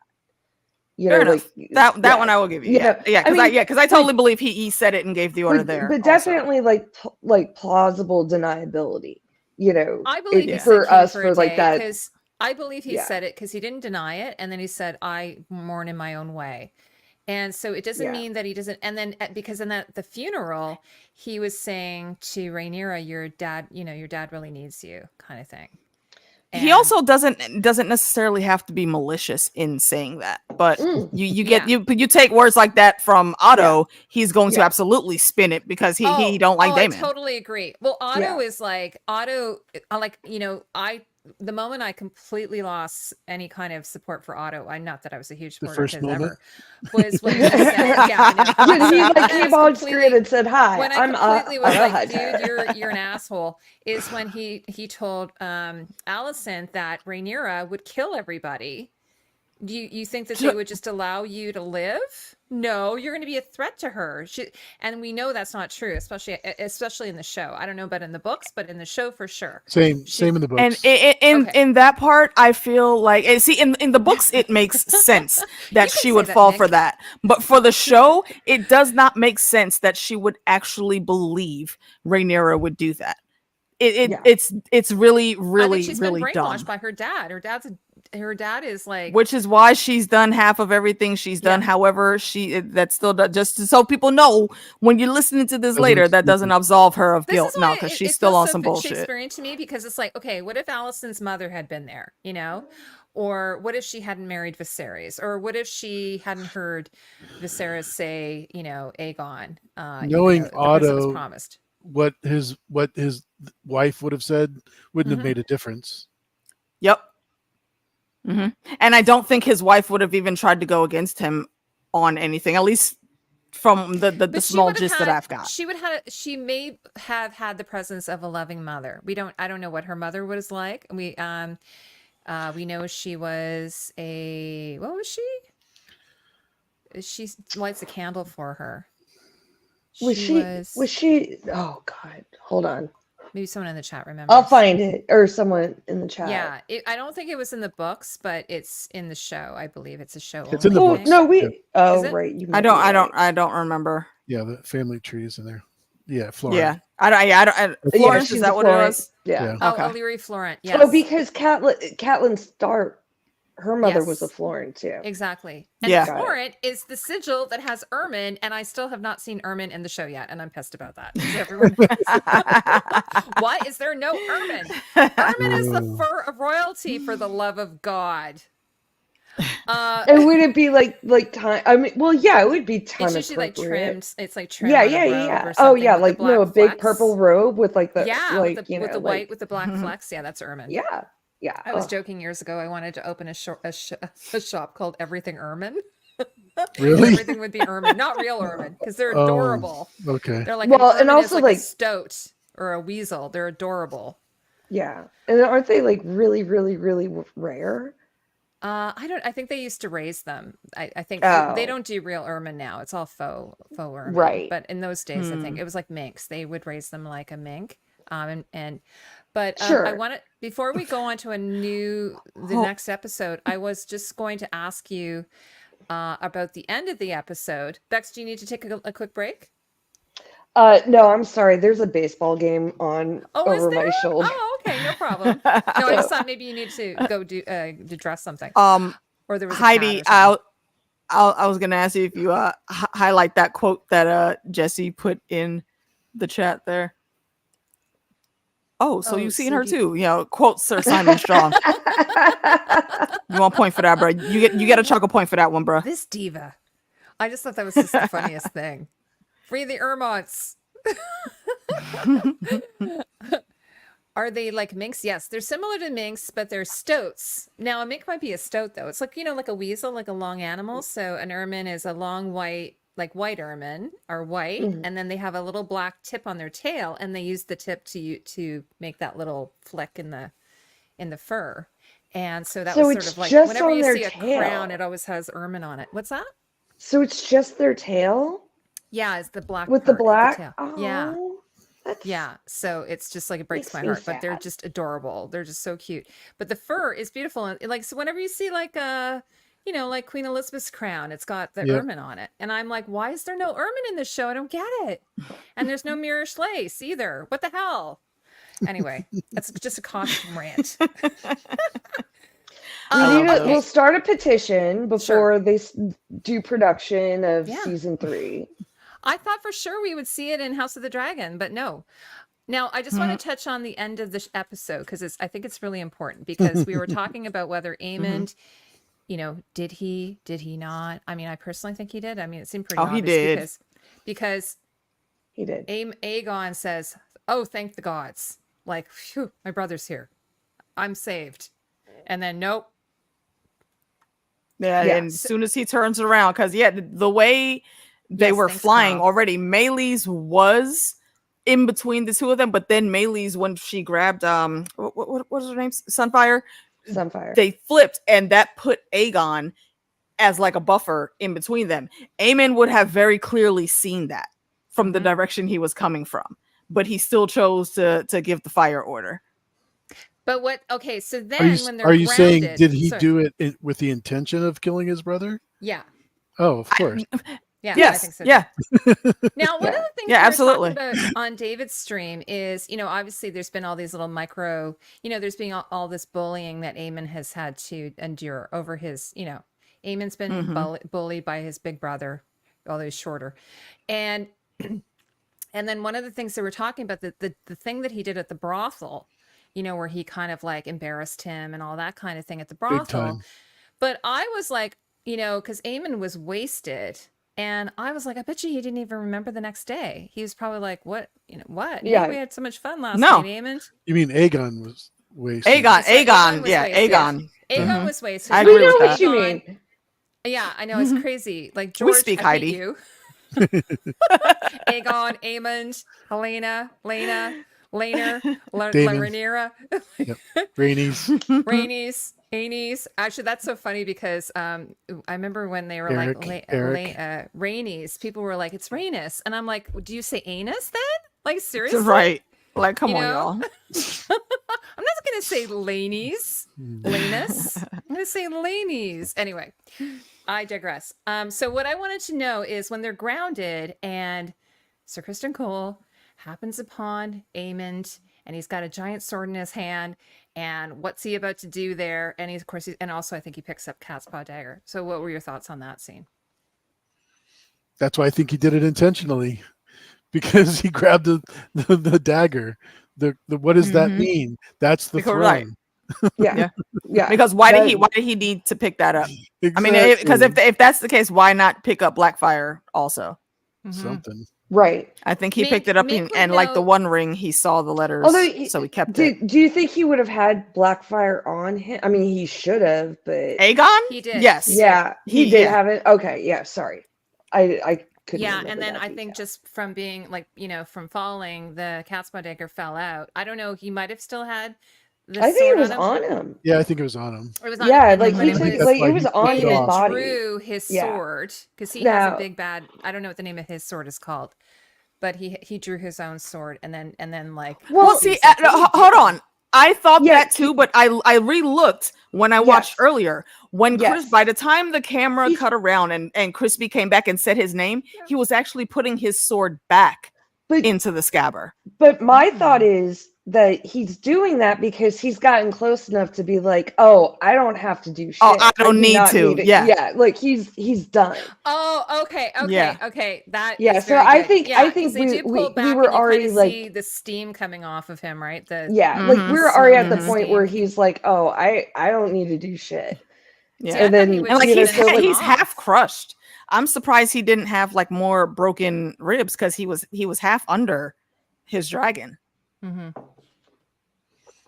Yeah, so that could be pretty. Yeah, I mean that probably would have been like a more costly makeup job.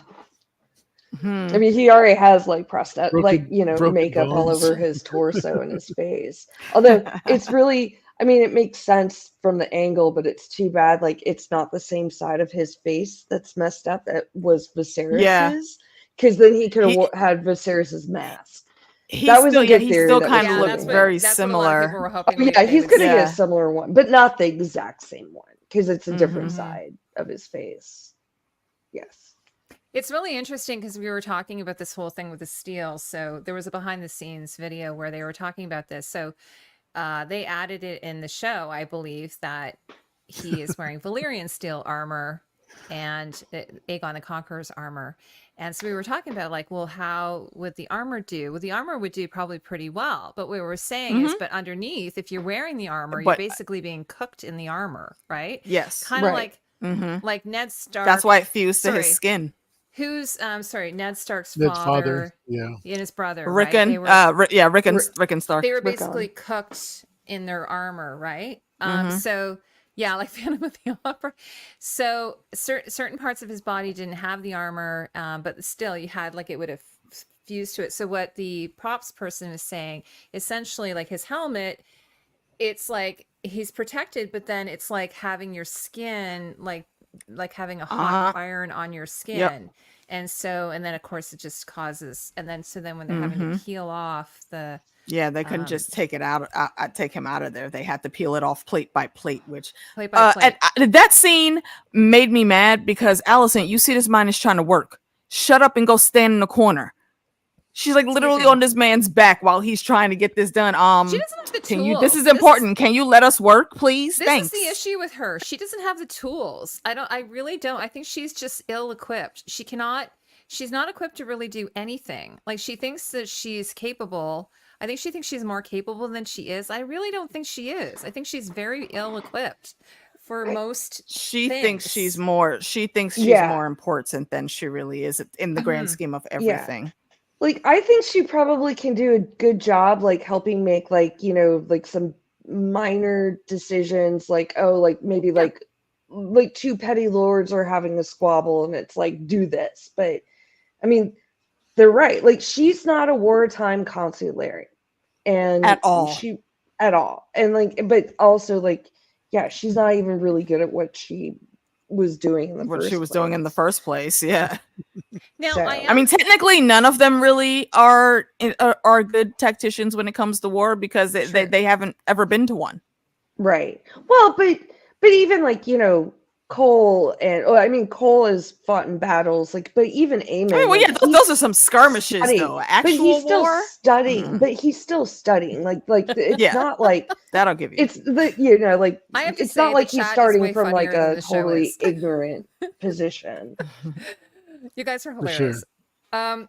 No, I was gonna say that now I don't know what, like in the books. So how is it that someone who's endured this type of injury would be able to live? All I right. do kind Well, of call like, is there like, I mean, because he is Targaryen, or what are your thoughts If on all what I wish Sphinx was in the chat. She's an actual nurse. She could have broke it down for us. But yeah, it's gonna take a while for him Yeah. to recover. But Yeah. there's no huge machines hooked up to him or anything like we have in our world. But he obviously still has brain function. His heart is still pumping, obviously, because he still has flowing blood. We see that when they pull the plates Right. off. His body right now has basically just shut down. And that's what's going to help He's in him to heal. shock, Plus, right? whatever the Yeah. maesters, whatever else the maesters are doing, they just have to play it very carefully because an infection, even a small one, could kill him outright now. I mean, like they're just putting like poultices and like like they're like soaking like these lettuce leaves. Exactly. Yeah, it Yeah, reminds with me yeah, when different when I was random I used to remedies. breastfeed, and Yeah. I would use Do you use cabbage leaves. romaine or do you use Use cabbage leaves. cabbage? Yeah, Yeah, it looked like cabbage cabbage. leaves. Yeah. Yeah, Yeah. so that's what I think. But that I mean, they we all reduce know inflammation. iceberg is so much better for Oh, yeah. burns. Come on. Well, and then there's lemons for When the- cleaning your swords, The right? weepy pussy ones? Yeah. But no, because I remember. Well, pus squelching. Oh my god! No, Squelching. because I remember that years ago, I learned that if you have a certain percentage, because your skin is your largest organ, right? So if you have a certain percentage of your skin that is burned, the chance of survival is like, I think actually the percentage is based on how much skin you have burned. So if you have 70% of your body is burned, you have a 30% chance of living, for instance. Whereas if you have Got it. 30% chance That makes sense.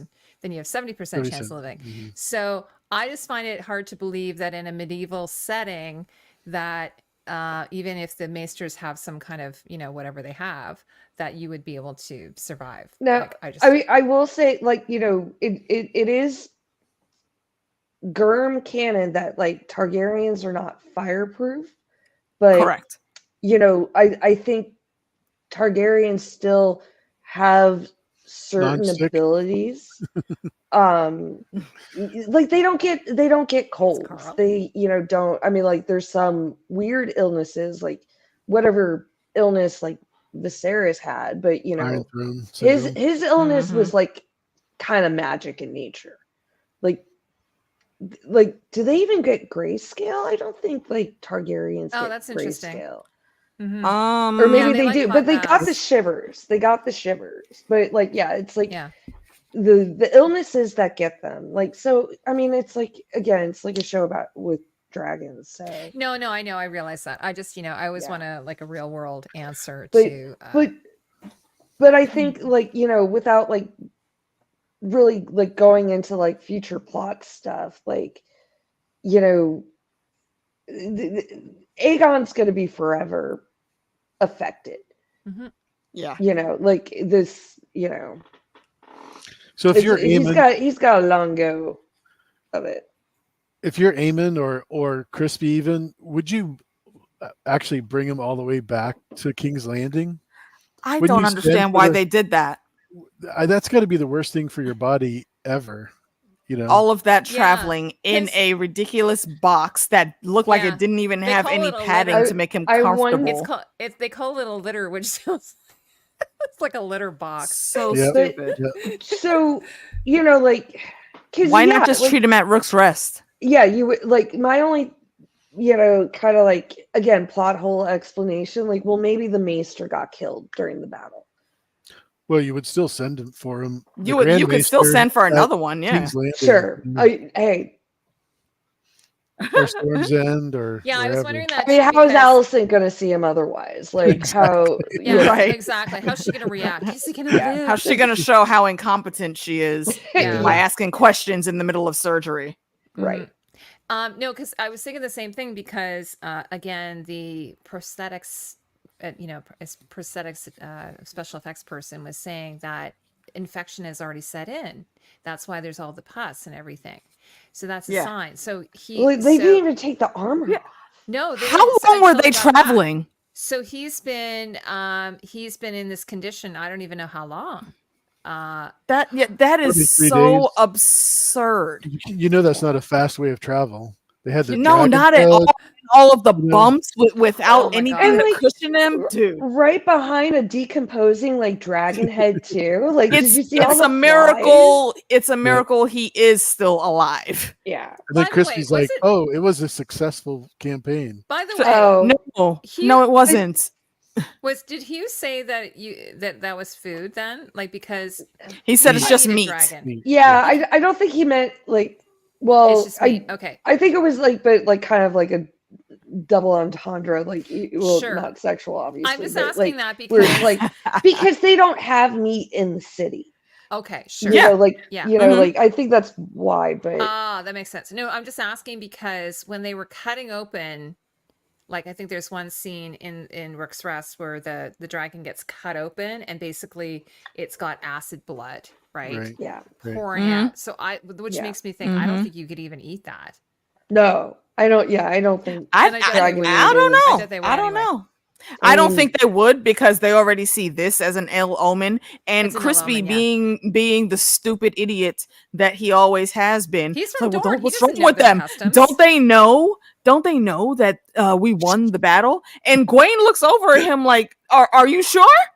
Because He's like, that was don't that really a look win? like what's happening here. Yeah, it's like that was a win. Oh, Jesse, Great. no, you Like, didn't. come on, man. Oh my. Oh my god, you guys are hilarious. Yeah, so he was dumb, and I think they really him in particular, because this was his stupid ass idea.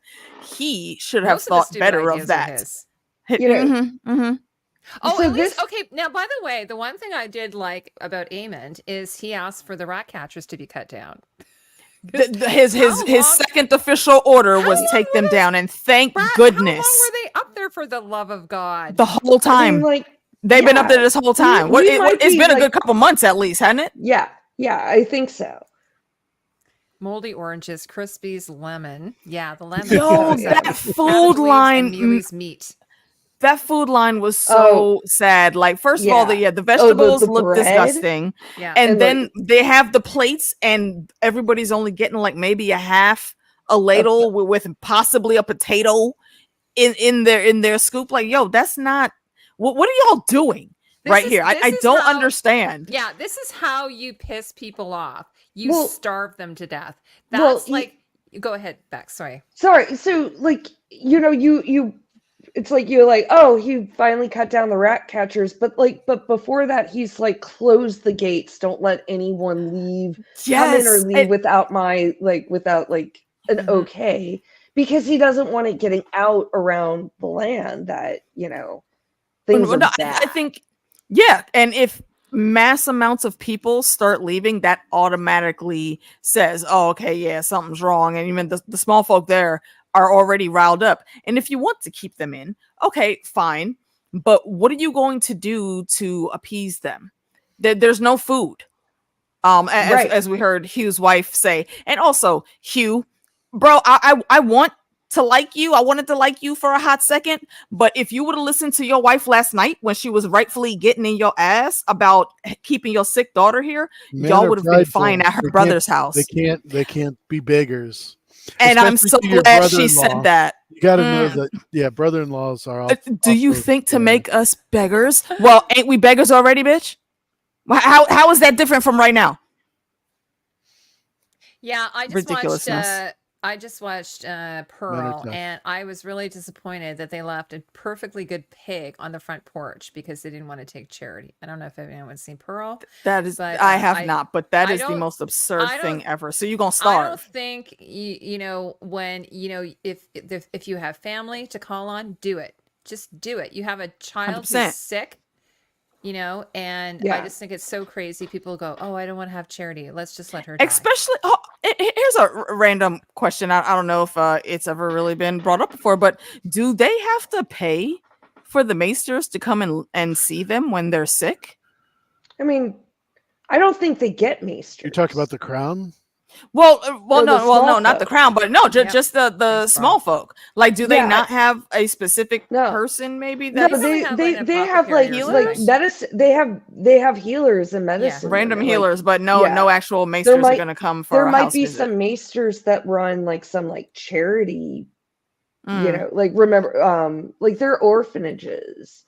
I mean, that's not medical care, but I'm sure like they're, like whether it's the septons and septas or maesters Mhm. like running like, Yeah, I'm sure they do charity work, like kind of like when Marjorie came to town and she was handing out Exactly. food, that type Yeah. of thing. But yeah, they're not winning any favors with the small folk, that's for sure. No. It None kind at of all. reminds me of a certain country right now, that I won't name, and how they've locked them all in there and they're starving them to death. So it sort of Yeah. reminds me of that type of Yeah. thing. But like, Yeah. you're not winning yourself any favors. I mean, one of the best. I mean, that's what Marjorie was so good at, right? Sorry, John. Mhm. No. That she was endearing herself to the small folk, whereas in this case, like, and then added to that, you have this ill omen of a dragon head and all that type of thing. Mhm. So, all right. So what else? Okay. So what happened in the last episode that's called Regent? And it was directed Regent, by well- Claire Kilner. She's directed. I a just few have to say, episodes. she out of all the directors on House of the Dragon is my favorite. Yeah, me too. Like there's just she, even though this was not like the most exciting episode, like there wasn't a lot of action. It was it was all aftermath, and it's kind of like all in setup, just like getting the story to move forward, which is fine. We need those episodes, but she knows how to create a mood. And even like Daemon's weird Oedipus Rex dream like was oh my god, and it was great. And she does the best naked scenes in this particular series. Like they're not like gross like sex position kind of stuff that we got in Game of Thrones. Now, I want to address a couple of things before we go on. One, on like I'm just referring to Twitter, but some people don't like the fact that we've been spending so much time with Daemon at Harrenhal. They find it boring. You know, they think like, why is he on this side quest? They're calling him Bob the Builder. And then the second one is that vision or dream or what have you he had. People were furious about it, and I was like, really? Furious? You guys are Why? angry about this? Why? George would never have written anything like this. Are you joking? I'm not kidding. I'm not What? kidding. People are furious. Like, okay, having siblings, like Craster's wives, that's okay. Craster's wives, that's fine. No, George would never write anything Marrying like this. siblings, but having a vision Come on. of a dude Daemon with his fantasizing mother about is a his bridge too mom far. is going too far. That's a little- And that's a also little rough. his mother that like died when he was like 3 or 4 years Yeah, old. he So went like, into- Exactly. Do y'all not? How do you not understand? Like immediately, you don't even have to go out on a limb to see this. But he very clearly is, again, being the attention whore that he is, and he's visualizing that if his mama were there, not only would she be madly in love with him because he's just that awesome, Yeah. that he would be the favorite son. It's all Yeah. speaking to his vanity, and also again, I think it was Bex that said earlier, like it's guilt that is hyping up all of the issues with the magic and stuff that's coming at him. I thought that was a great scene. yeah, and like I thought like it's also like his need for acceptance and love and like and praise, which Mhm. he never 100%. got on that level because he didn't have a mom. Wasn't that It's another about- I scene know where we were joking in the chat earlier about like who has bigger mommy issues, and it's like I still think Aemond has the bigger mommy issues. Like Daemon's just kind of reacting to like not actually having a mom. John, go ahead. Sorry. No, I was going to say, wasn't it another scene where he had blood on his hands, and when he woke up, he didn't? It was That was the previous vision after he had When cut Rhaenyra's head off. Yep. No, I was gonna say that like I have a brother who's an artist, and my brother did a full like painting. Like he had a show, and in the show he did this massive painting of him and my mother, and it was like kind of in a bit of a sexual position, like he's a little boy and my mom, but he's just working through his thing, and he had it on display, and he, you know, people would come over and ask him about it, and he would tell them, and I last time I went over to his house, he had it in the kitchen. So I when as soon as I saw that, I didn't take it like I didn't take it literally. You know what I mean? I didn't like go, okay, this is a literal thing.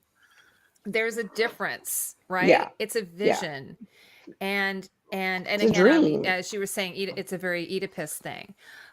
So or Freudian, as Corinne is saying. Hey, Corinne. So anyway, I didn't take it that way. So I was kind of surprised by the outrage online about it.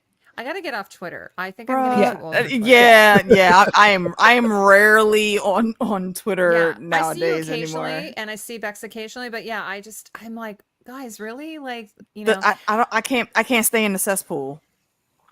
Yeah, so I read on Twitter that GOT was about daddy issues and HOD was about mommy issues. Wow. That is a pretty accurate assessment. Yeah, I guess that's pretty true.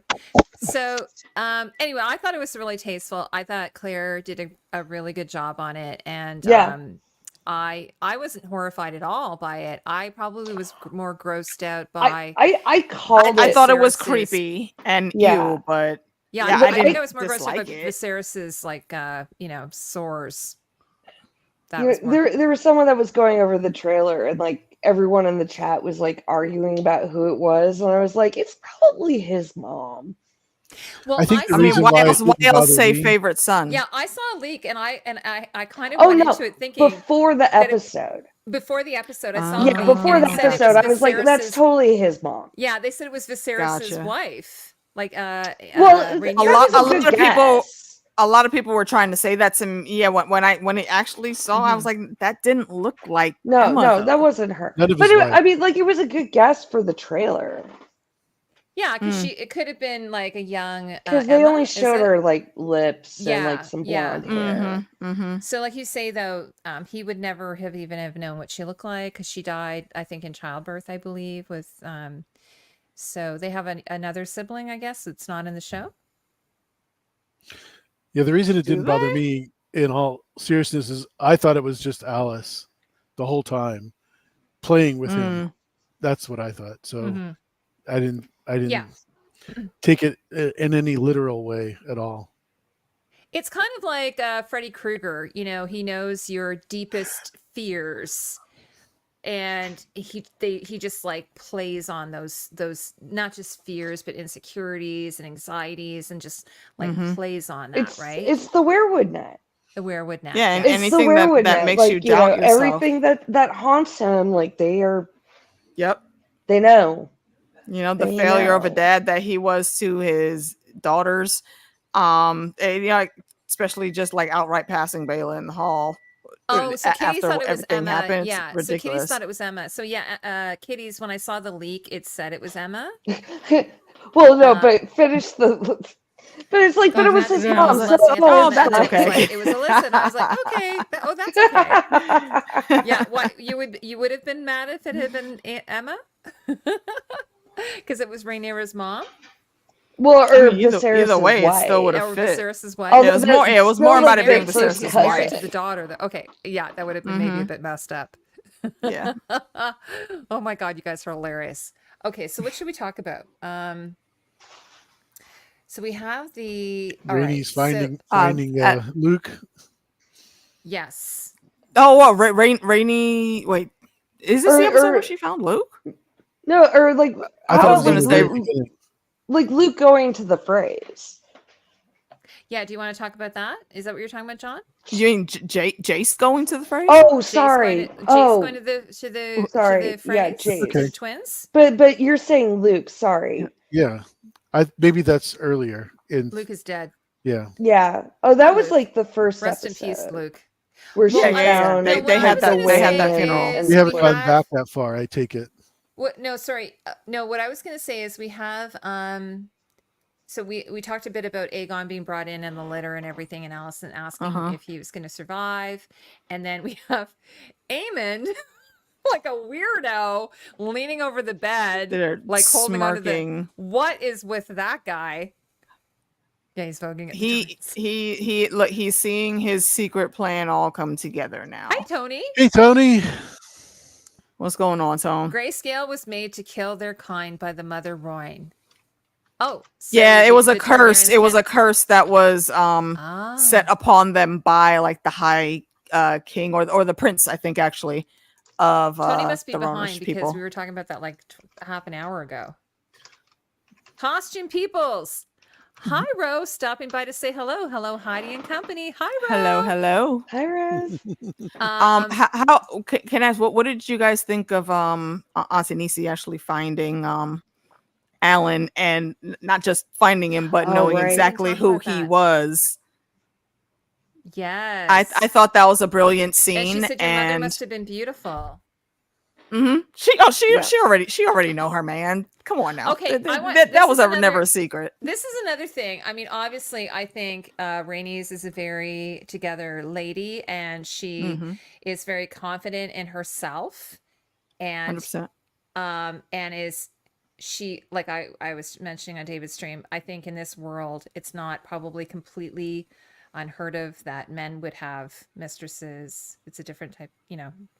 It's medieval setting, sort of. Yeah, when you go into Catelyn battle. Stark, like, kind of like, when she thought Ned cheated, like, she was like, that's what happens. Yeah, but like, it's the bringing the bastards home. Bringing the bastards home. But what I kind of had a problem with is the fact that people were like angry about Catelyn's reaction versus Rhaenys' versus Auntie Nisi not being a jerk. Well, no, but he didn't bring the babies home, right? Like they were raised by their mother, and she was mad at him for not doing that. Yeah. Okay. Oh, she was okay, but the thing was with Catelyn is Ned brought the baby home and didn't give her any explanation at all, like just kind of. Well, I can't. And the reason why is because he swore to his sister that he wouldn't say anything. Right? He lied to her. He lied Yeah, to her. he- Well, he- he Everyone lied told her to the her. truth. He gave her an explanation. It just wasn't the true explanation. So she didn't, have any love for Jon Snow. Because, of But- course, the boy asked to be Pettiness, born, and it's that's his why. fault that he's there. It's her pettiness, not anything Right. else. I'm not going to even go on that rant. I But fuck, I don't won't have a start. hate on for Catelyn like a lot of people Sorry. do. I don't know. She's an interesting lady, but I'm not going to put my sort of own personal, like what I would do on her, like she, you do you kind of thing. But I think what I feel like with Rhaenys, what she did there is she kind of like gave her blessing. Alicia, what do you think? Well, yeah, because when Uncle C comes into that scene. Oh, thanks, Tony. No, he Tony, looks I'm gonna at have him. you on next time. Tony, For you're gonna sure. come on. I hope I'm gonna email you or message Have a you. good whatever people do have a nowadays. good night, Tone. I think once Uncle C came down there, he's like, are you done with your work? And of course, Alan's flustered because he knows, of course, who Auntie Nisi is, and he does try to be formal as he should be. And Auntie Nisi looks at him for a second, and she was like, well, if we're really gonna be formal, then I guess princess would be what you say. And I think she really was just like low-key messing with him a little bit. And then Uncle C came down there and took it the wrong way. It was like, you go back to work, basically. And she looks at him I call it the while construction he's site. saying that. And she just looks at him like, you didn't think maybe you should tell me that, like, that's who had actually saved you from your watery grave? Right. He makes up and says some fucking excuse. And she just looks at him like, I know who he is, Corlys. And her thing, it's only touched on like briefly a little bit later when they chat, but she basically says like, why didn't you have them raised here?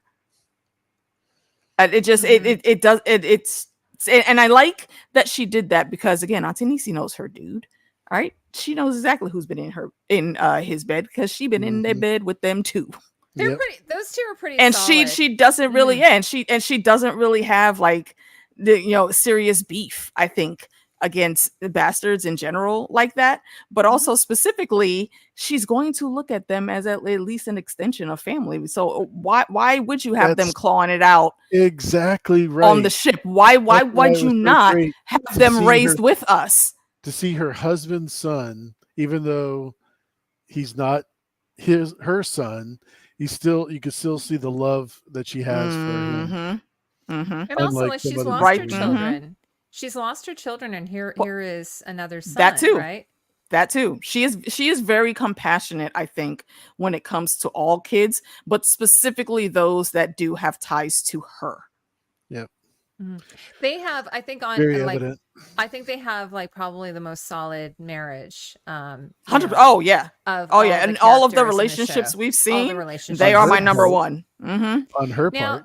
now, because it does. No, You know, yeah. you have to remember, like it's so. I mean, everything was done for political reasons. People didn't marry for love back then. They would have an arranged marriage, and so you were lucky if you ended up with someone you really liked. And Yeah, you kind I of think enjoyed the theirs company. started off like that, but they Well- did eventually fall in love with each other. No, Rhaenys, when she was after she claimed it, like she declared she was going to marry Corlys. Like Rhaenys was like in the Because she books. yeah Decisive. she was playing her kind of own long game right Yeah. there too. No, So, I yeah, mean, she like, picked but she picked no, the she strongest was- match that she well, could have, and- I think. also I think that's like she's like that's the one I want because that's who she was attracted He's to. been I think. out there doing he's been out there actually doing the Like, do while the she's other like- lords are just sitting Oh. here. Dante, like, were "That's they my at man." Were they at the funeral? Mm-hmm. I don't remember them. Do you mean in the book or? Well, Which Yeah, fu- she- wait, which like, it was- funeral? For funeral. Lena's. Luke? Lena. Oh, Lena's. Yeah, no, Hmm. she was definitely I don't know. cold. No, she was cold to those boys. Like she was only like her only concern were Bela and Rhaena. Oh well, yeah, she just lost her daughter. Yeah, yeah, but I get you why know, she was like that there. But she's also their grandmother too, in theory. Mm-hmm. You know, so Mm. yeah. I understand the comment. It's like, but also, it's complicated. I think Exactly. she's kind of coming around, and and to be, fair, like, I think she's going to have more. I didn't read it as much as like, oh, you should have been like bringing these boys up around, but it's kind of like she's like, he's earned a higher station. Mm-hmm. Exactly. Don't Why not didn't you do at it least just raise him up? because, yeah, Mhm. don't hold him back because of me and that he's a bastard. Or because Like, of what you think I'll think of you having a bastard. right, yeah. Yeah. Like, so I didn't think like, and also it was of it was kind of a like it was a scene like knowing like it was going to be their last scene, and she basically gave him permission to like, all right, I know none of the Targaryens, like none of those kids like are really like up to par, but you got an heir. You got an heir that's going to be able to be the sea snake, or like to, you know, Yeah, to like live up Lord to of the the name at Tides. least. Yeah. Yeah, And there's someone worthy of being the Lord of the Tides. yeah, and on that note for the episode and just the small scene we'll get with it later, again, you can tell that Bela was absolutely 100% went to the finishing school of Auntie Nisi. And when he does come correct, and remember we saw earlier, he did not want to give either one of those girls the mark after losing Luke. But here in this case, he does after, and Bela just turns and looks at him like, thanks, boo, but nah, I'm good. I'm And I loved fired. how she did that. I am fire, and what did it say? I am blood and Fire fire. and blood. The Drift Mark must be run by what did it say? Salt and stone. Salt Yeah. and sea. Yeah. So I guess like, but when he was talking about, it was either when they were talking about his heirs, it was either Joffrey or Rhaena, because in theory, Bela's going to be queen when when Jace becomes king. In theory, And like, also, if it low key, sorry, background sounds. What was Uncle C even thinking though? Like Which- you went, like he when? Which decision? Oh, when he said to Bela? this last time, yeah, giving it to Bela. Why did you think that? Did you think already that Bela was not going to be able to take her seat as the wife to the heir? I think she like hit him in the spot that Rhaenys occupies in his heart, and she's so much her she was grandmother. Absolutely she was absolutely speaking with her grandma's voice right there, for sure. And like that was, I think it was like a truly like emotional reaction. It's like you're the smart one, and it's like also for the rest of us to like realize it's like she's the one that we're really gonna have to like watch. Like she's the smart one, and I knew that she's gonna be a big player. I know you knew that.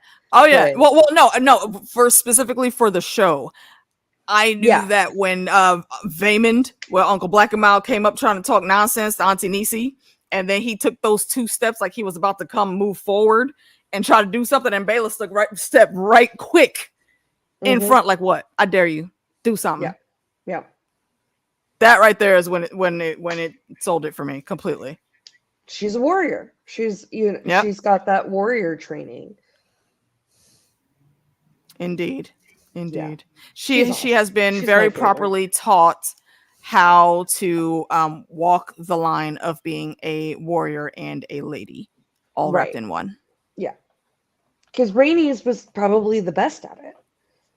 Yeah, which if again, Game of Thrones callback, but if Ned would have been this smart with Arya, there could have been a whole lot of better things going on. Just saying. But even Arya, like I think like Arya never quite would have been Rhaenys. Like Arya would have always been. I'm not saying that. Asha. But see, and I'm not saying that she would have like taken that same path, but it would not have been such a struggle to get her to learn these ladies' etiquette. Like, okay, look, I get it. you will have this here, but you need to prep for this too. If you want me to give you one, then you're gonna give me the other. That's a compromise I think Arya would have very easily made. And she would have excelled at it because that we kind of saw that from the history of Lyanna. Ta-da! Hi all. Welcome back. Welcome back. Yay. Hi fellas. What y'all talking about? We're talking about The Corlys scene with and Baela. Corlys and Baela. Oh, okay. Yeah, great. We were slipping back. That to was Game a of great Thrones. scene. It was Yeah, really we good. did kind of slip. Are we waiting to talk about like potential spoiler stuff? Wait, do you want to hit the Did you guys council touch, on Jane real Eyre quick at all? first? Yeah. Well, we'll always. And Jane Eyre. Yeah. Yeah, Jane Eyre. Oh, And, Jane Eyre was just great. Jane. I liked how they Aaron's played all that together. scene, but Jane was kind of I'm eating, being sorry. a little overly touchy, I think, in her interaction there with Rhaena. And I don't like that how that girl found out that her grandmother passed away was in that stupid passing line where she thought that was some kind of own. I'm like, I don't appreciate you pulling it out like that though, Lady Jane. Wait, do you think that's when she actually found out? Yeah, Oh, from I the thought it was look on Rhaena's face. Yeah. Oh, I did. That's why I she thought came it was back already with like kind of like, you know, I mean, it was just I could another be wrong. acknowledgement. That's why she came back with the 2 dragon comment. I'll have to rewatch that scene because I didn't get that Yeah, either. I'll rewatch it, but yeah, I mean, didn't think it was like news. A lot of other folks, I'm Rhaena. sure, interpreted it different too. Yeah, I Dante I didn't just like her hair. Well, we got 500 years before. Yeah, they don't know Oh, how to properly Jane rock should- the updo yet. Well, by the way, the actress, so I think AK, you know this, is she's from Raised by Wolves. She's Mother. Yes. I read that in the dossier, but I didn't watch that show. Heard it And was then good. also You didn't miss anything. Alan or Adam Apol is father. Yeah, he was father, right? Yes. Yes, So I I think, do remember some anyway, folks talking I about feel that. like I didn't get much of her yet, like of like Jane. I didn't get enough of her to kind of feel her out. I mean, I think we kind of knew that she probably was going to question the size of the dragons. Sure. 'Cause she made I that mean, statement. and that's fair. Anybody would, Mhm. though. But why does she really, I mean, in all seriousness, the Eyrie is unpenetrable, as they say. Do you really think that some dragons are going to be headed your way to do what damage? For Yeah, what? Your Harrenhal. castle, for one, is way too valuable to raise to the ground in Dragonfire. And two, there's a war going on. If you didn't notice, why would we Get out have of the even way. one of our strongest weapons posted up here watching you and your kid? well, Be I- for real. I don't think she's wrong at all. I mean, like the phrase were like, we're scared of Vagar. She is scared of Vagar. Everyone is scared of Vagar. And like Oh, Vagar no, I was get the that. one during the Vagar's not gonna conquest go that up there. actually like landed at the Eyrie. Because that was Vagar and Visenya. And I understand that, but that was when they were trying to campaigning actively for followers. Here, I don't think that the deal has already been made. Either you're going to stand where you said you're going to stand or not. I think again, yes, the dragons are small, but they are going to grow. And if we're in war, I'm not sending one of my soldiers anywhere to be posted up where I'm going to need them better someplace else. I mean, it was always kind of a bad deal because, like, you know, the Targaryens don't have that many, I'm sorry, Team Black doesn't have that many, like, fighting dragons. Like, yeah, maybe if Meleys didn't get killed at Brook's Rest, like, maybe they could have set Baela up with, like, They have... Well, I mean, there's Moon Dancer. There is also Moon Dancer's Vermithor. Older in the Well, but there's Vermithor and a couple other ones. Well, yeah, well, that's the thing. No, I was saying they do have the dragons. They just can't mount them yet. Yeah, but that's the point. That was like, you know, that's a great part about next episode. Exactly. That was the setup. Yeah. I think that brings up a good point though, because there does seem to be a lot of negotiations that are going on. and I don't know, like it's not like us where when we there have shouldn't be. well, it's not like us where we can just text and go, "Oh, is it okay if I offer, Harrenhal or something?" Um, there's never a point when someone says, "Let me go get back and check on that for you." Well, So but that's you like don't what know what can emissaries really be do promised at. and what. So I mean, when like Jace comes usually, like back, had yeah, he gone, as Mhm. per, uh Rhaenyra, like there would have been like, okay, they're gonna want this. Like he would have had guidelines I think with beforehand. the Like phrase he did, but I think when he went to the wall and he went to the Eyrie, I don't know what, I mean, obviously you're probably right. You're probably right. But it's He just was kind just of asking hard for because support, right? yeah, you yeah, don't Mhm. necessarily know what they're going to ask for. So, I mean, I think right. with the now what did you think of the scene with at the twins? Did you guys talk about that yet? No. No, Not we yet. did not. But a small precursor, though, was Bela again proving her worth, looking at Jace, and she immediately saw he was about to go do something reckless and Naughty. nonsensory, and Yeah. she was like, hey, baby, come here, sit down, let's talk real quick. Yeah. Let's get this And it's like, yeah, squared you're out. not gonna be able to talk to my daddy at Harrenhal. Like, Right, exactly. He ain't even trying to return my ravens right now. Would you really think if you go over there, you're not gonna die? So let's not do that. We'll come up with something else. And I still think you should tell your mom, but you my boo, so it's cool. I'll wait until you're there, or wait until you leave at least, and then I'll let her know what you were doing. Now I Although was I'm pretty gonna sure Jace probably Rhaenyra knew Jace left the moment he left. what do you think? Some people have talked about this. What do you think of the chemistry between the actor who plays Jace and the actress that plays Bela? Do you Solid. find really? I don't. I really. Do you guys really I- get that? Especially with their characters and the subtle ways they've shown, they very solidly have each other's back. Like in the Yeah. small council meeting. like they're solid, but Oh no. Oh, okay, in that way. But I'm talking about romantically. like, I'm talking about like yeah, a chemistry thing. I think like I think they're think it's both there. like relatively happy with it, but like Mhm. they're still on the young side. Mhm. Leave Like the Mhm. romance for the bedroom, right? yeah, and they're not running.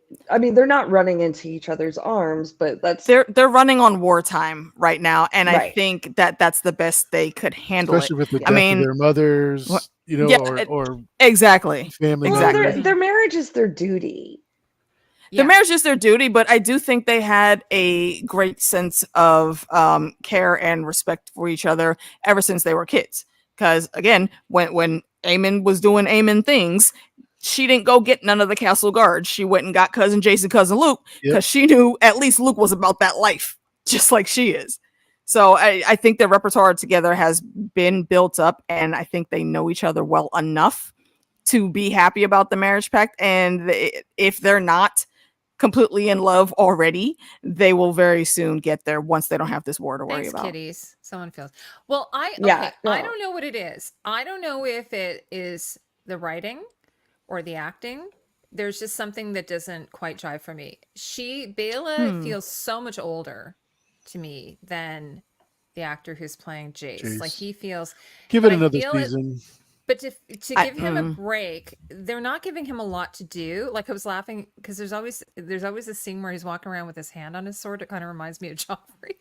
He's Where I'm like, restless. he's just like he doesn't have anything to do. Like I mean, so maybe that's the point. But I mean, I think that's by design. Yeah. yeah, maybe by design. But I'm not completely. I don't feel like there's some couples You're not you always shipping feel it? yeah, there's some couples you feel the chemistry right away. Them, I just it feels too platonic. Like Cersei and Jamie. Yeah. Yes. Those two. Sorry.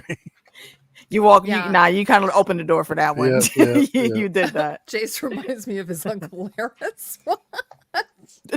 Why? What did Jace do to you? What? Yeah. The disrespect. Yeah, it's Peter. yeah. So Kitty's saying it feels more duty bound. But it could be again like Rhaenys and Corlys. Like eventually, maybe it will bloom, right?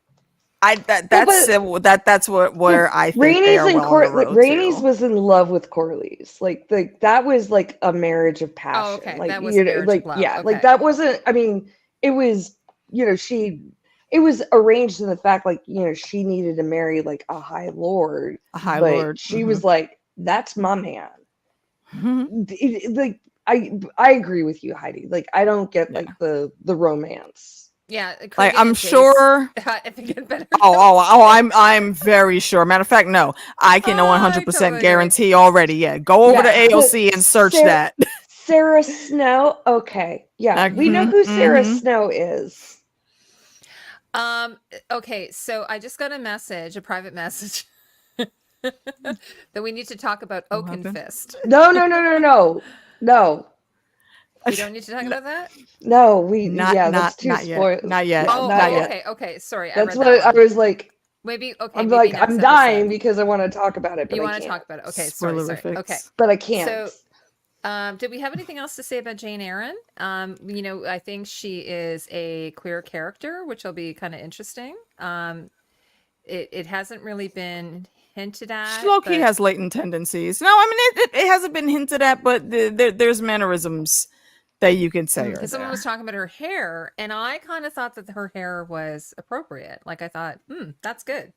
And Yeah, she's a she's a liege lord kind of already, but they were right? saying, Dante was saying he thought she should have had an updo, but I kind Well, of like it. he's talking about the book references. That's why. Oh, the book. Okay. Yeah. So there is something in the book about her hair, Apparently, John. Apparently, that's not me. Yeah. Okay. Now, by the way, speaking of that, and because it is kind of different here than the books, and I'm not a book reader, but regarding I think it's what's her name? What's the Lord and Lady at the twins? What are they called again? The Greys? I don't remember, but I do remember I have thinking it- that I she have it in my reminded me. notes. I have it in She my reminded notes. me of that that They're a little maiden bit that was older, in though. Men I in think Tights. he's Forrest. His name is Forrest. Yeah, his name is Forrest. What's her name though? I don't Like remember if they Selena said or her something? name. Yeah, like I can't. The phrase, sorry, the Greys.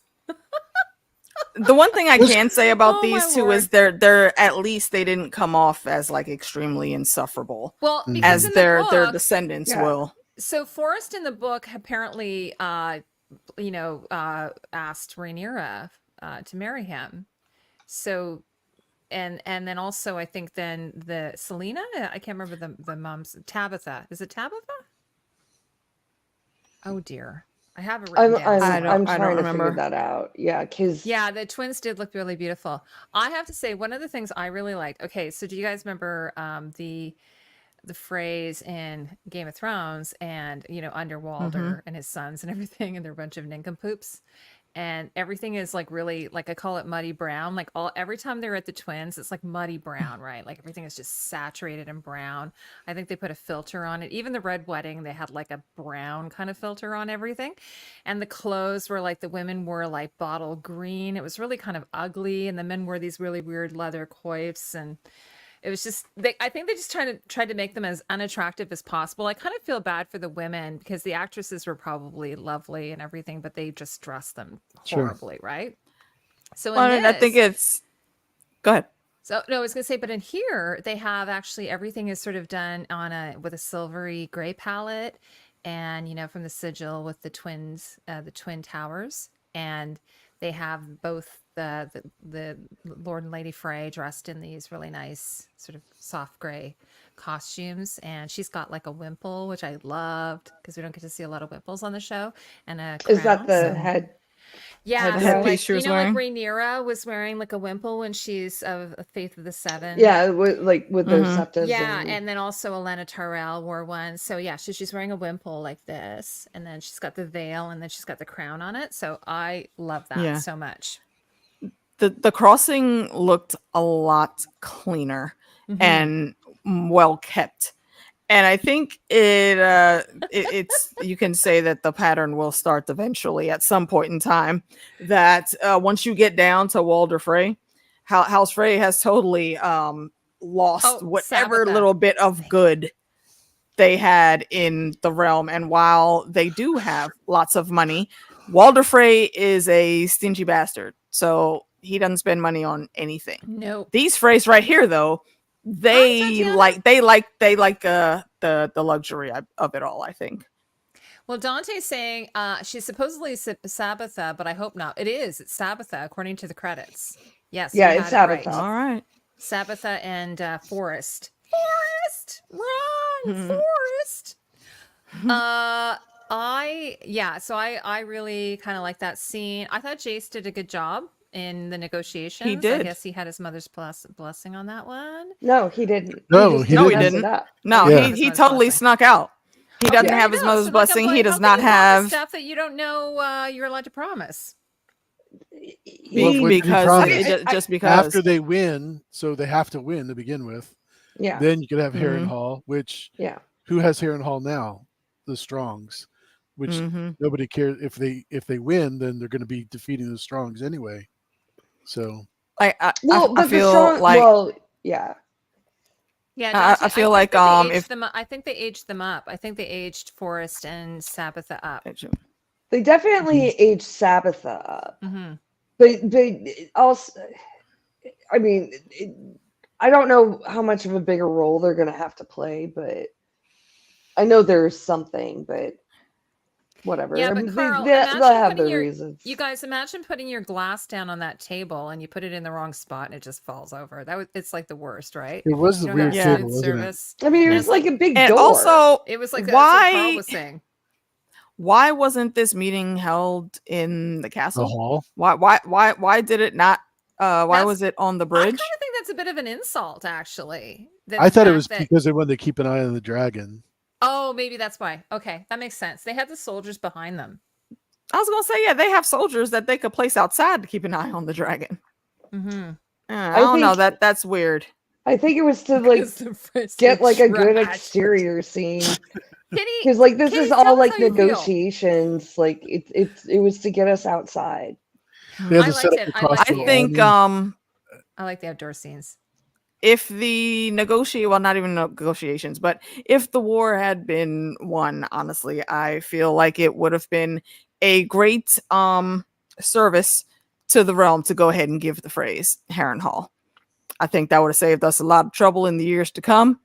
And then we wouldn't have phrase to deal with. I don't understand why anybody wants Harrenhal. Like it's a leaky, wet, like it's been destroyed. It's, I mean, you probably because get it's like huge. It's huge, but it's That's it. haunted. It's miserable. I think Those are all stories. It's all because they control the Harrenhal controls that entire area. So it's kind of like being in, the High Towers or the Starks. You control all of that area. So all the smaller houses and then pay like tribute to you. Yes, exactly. He who controls the spice. He who controls the spice. Walder tripping would be controls been the a universe. good episode though. Walder tripped. Yeah. Walder. Oh my god, that guy. They wouldn't have if they would have gotten Harrenhal, Oh my they God, wouldn't be Walder it would and never been no Harrenhal. Walter. No, he would never have made it. They would have died out long before that. Yeah. Walder. That would have been so funny. We'll see him probably again in the Dunkin' Egg. Yeah, the Dunkin' Egg series. Yeah, Dante. Yeah, we'll see him I for a feel like they're split second changing her there. character. It says, I love the character? Wimple as well, but it doesn't seem like a warrior lady. I feel, first of all, she's much older. She's like a senior citizen. Yeah. I don't remember. Is she supposed to be a warrior lady? Yeah, I think later. Yeah, Yeah, I in the think book. so. Okay. Yeah, so if I control all the women with glasses, I would rule the world. To organize that Harrenhal Music Festival, that would be, maybe do it in the summer though, because it looks like I was thinking about this today. I was like, what time of year is it? And then Allison said that summer's basically over, so they're moving into fall. Do they have fall? They have fall, right? Yeah, I think so. Winter's does fall coming. last? How long does fall last? Yeah. Don't know. Yeah, it Seasons gets are shot. seasons, right? The seasons are different. The seasons are different. Exactly. Okay. But either way, you wouldn't be still sleeping with it leaking on your head, right? Oh my gosh, yeah. Find a tent. I would think that you would get I'll sleep like under my dragon's wings. there would be a terrible black mold problem. You'd be breathing that in. I don't. Maybe they don't Yeah. have black mold in House of the Dragon. Oh, Or they just have get, like- mold on like the oranges. Like They have I'm mold sure on there's the black oranges, so mold. they do, I Mhm. guess. Yeah, yeah. I would mean, just and get that the is like dragon to come and- consistent water leaking. Yeah. Oh, okay. So did we talk a little bit about Daemon and Simon? And Simon, we talked a bit about his humor on there, right? Yeah. Uncle Simon, telling him like it is. King He orders consort. the Blackwoods. Oh, okay. What did you think? Oh, I thought this was a really fun scene, actually. They were talking about how originally they had shot Matt Smith on his dragon, like on set, and then they decided to bring it. There's a name for the rig where he's sitting on his dragon It's like- outdoors. It was really cool, Mhm. actually. The buck. The buck, yes. And I mean that it was funny because I was like, because Matt kept doing this and stuff, and I'm like, imagine being the hair and makeup person and being like, oh my god, I can't climb up on that thing. He's messing it up. He's got hair in his face. 'Cause every time I was watching all these outtakes of Matt Smith just flinging his hair, but no, wasn't that guy one guy a boss? Like the guy goes, yeah, set me on fire. I don't care. I'm not declaring for them. That guy was kind of a boss. He turns his back. Okay, go ahead. Dude, I'm ready. The line show- after that was hilarious. I didn't think that they would actually do They'd that. be so But- willing to die. Yeah. And then you let him walk away. So that rumor, if you didn't know, Daemon is going to spread very quickly. And you're But about he to lose says, "I whatever want little those bit of clout people- you still had. I want those people on my team because they're willing to just, you know, Right. They'd Yeah. rather die than bend the knee. they'd rather Yeah. die than bend the knee. Oh, hey, I Jackie. understand that, but it doesn't set a very good precedent to where, he threatened me, Let but look, them- we still standing. Yeah. I cannot believe that the show pulled off the biggest miracle this show has ever pulled off is making the Bracken sympathetic compared to the Blackwoods. Yeah. That's Are true. they though? No, they're not. But like, I mean, in this episode, like the Blackwoods, really- like Willem Blackwood sucks. Like Mhm. he's a bad dude, and he was the little kid that killed the Bracken from season 1. The one who wanted to marry Rhaenyra, right? Yeah. Well, or like, yeah, like you Yeah. know. would Oh, put is up- that him? Okay. Yeah, that's I didn't kind him. of catch find that. him. I kind of find him a little bit Weasley. Oh yeah, He's Definitely. Like, Frey I mean, the vibe to actor's him. good, but Yeah. I just find him a little bit. Yeah, there's Yeah, something a he little bit looks- unsettling about him. he looks like he's a Frey. Mm-hmm. Huh. Like he has like that kind of Weasley feature to him. Like he would have looked perfect Right. in like those like weird Frey cones from Game of Thrones. Yeah. Yeah. Exactly. Good call. Okay, But so it's also, you know, I wonder how much of like the Werewood Network and Alice Rivers are like is actually like kind of rubbing off on Daemon. Mhm. Because you know, it wouldn't have been that long ago. He would have been like, "Fine, fire it. It is." But it's also like, I mean, he understands the optics, and this is after the conversation he has with Alice, right? No. Oh no. So they have that, and then Alice and him have the conversation. She's like, "I hear it through the Werewood Network." Oh, right. That like things are yeah. not going well, and then come to find out, like they're really terrible. Mhm. And like, you know, atrocities are being performed even by like an old gods family, like a first man family. You know, I the think Werewood Daemon knew net he had does to have not like it. a lot more men than just the Blackwoods. You know what I mean? Because they were the only ones that were committed so far, and he's been at Harrenhal for a month. So Question for all of you: how is Damon paying for his campaign, or where's he's the got money his own coming from? coffers. He's got He his own does? money. Does he? Yeah, didn't you see him give the rat catcher money? Yeah, but where's that and money coming from? He's got his own money.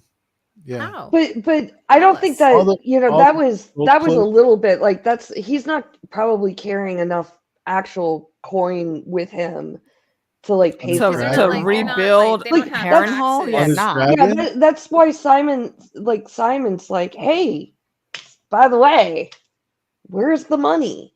Mhm. Right. It's You like, know 'cause this shit stuff costs money, right? money. And he Yeah, said, "I'll and get he's- it." Yeah. and he's- Now, yeah. I did think that if they do have if Corlys does come over to their cause, which obviously is going to happen, Corlys is very well funded. He's the wealthiest. I think he's the wealthiest man. He's in not going. Westeros. He's not going to Yeah, pay which for one? Harrenhal though. Right. Well, I mean, he would pay for the campaign, would he not? Although Daemon The has to get that money campaign, himself. If it's an order or a request directly from Rhaenyra about something, and it's Mhm. not just to for Daemon to help build up his own army at Harrenhal, he would. But if Daemon went and talked to him, that would be a hard pass. Does Daemon have any holdings? Like we know No, he doesn't the, have the only way I could think of that he has any sort of a lot the of money Aaron. stashed away is from when he got from the Aarons. I don't think he would have a bunch of money from Well, them. that's what I'm saying. But He when was he denied was battling in yeah. the Stepstones, Okay, because I know he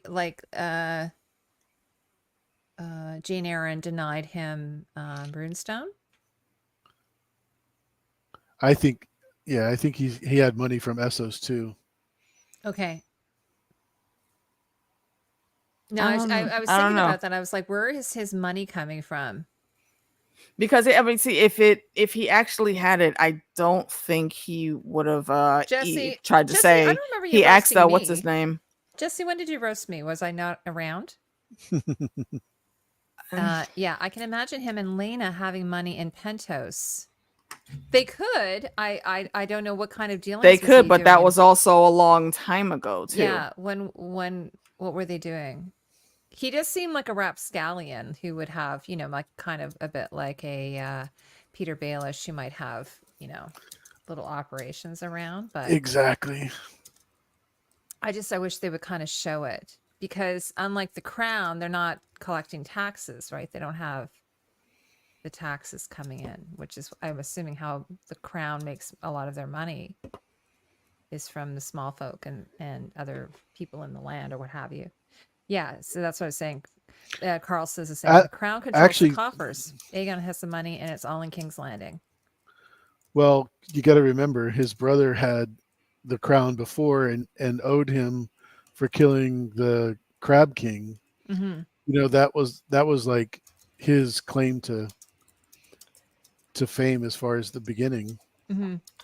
Well, So- I think prior to war breaking out, Dragonstone has small folk, so there are people that are paying their taxes directly to Dragonstone, and I'm sure Rhaenyra is the heir. I'm sure they have some money, but yeah, I don't think Daemon's pulling. Yeah, in I don't his think he own has enough income. to fully you know what? to fully carry that It's bill. possible Oh he yeah, could borrow no, he the money, definitely though. doesn't have the money to be doing what he's doing. He could borrow the money, though, as Carl was suggesting, because that's Yeah. what Cersei did, right? She borrowed from the Iron Bank. Okay, but the Iron as things are set up right here, I don't think the Iron Bank would back Daemon. No, I don't think so. Okay, well, I don't know if the show's going to explain it. It's kind of the same way No. that it never explained Dany getting her hair done in Game of Thrones. She just showed up with her hair, and at least Rhaenyra, they're showing her hair being done. Oh, speaking of that, do we want to talk a bit about Alinda? Alinda kind of going off on a little reconnaissance mission. That's And going to be interesting to see how one that. of the things I was going to hatches out. mention, I'm not completely knowledgeable about this, at least in because of the books. I'm not as much of a book person, but one thing that happened last season is they dressed Alinda kind of in a servant's costume, and I had no idea who she was. And I thought that was weird, because it turns out she's actually like a handmaiden to Rhaenyra, and she's a higher born woman, like a noble woman. She's a Macy or a Massey. A Massey, exactly. So I thought it was really weird that they dressed her kind of like a servant, and whereas this year they've kind of changed it. So now they're kind of correcting that, I suppose. So what do you guys think about that? I mean, I think it's just a correction, and they've decided my one question about it: do you think Alinda was always working for Mysteria prior to this? Oh, because when she's in King's Landing, she's like, I'm going to see an old friend. Diana knew who she was.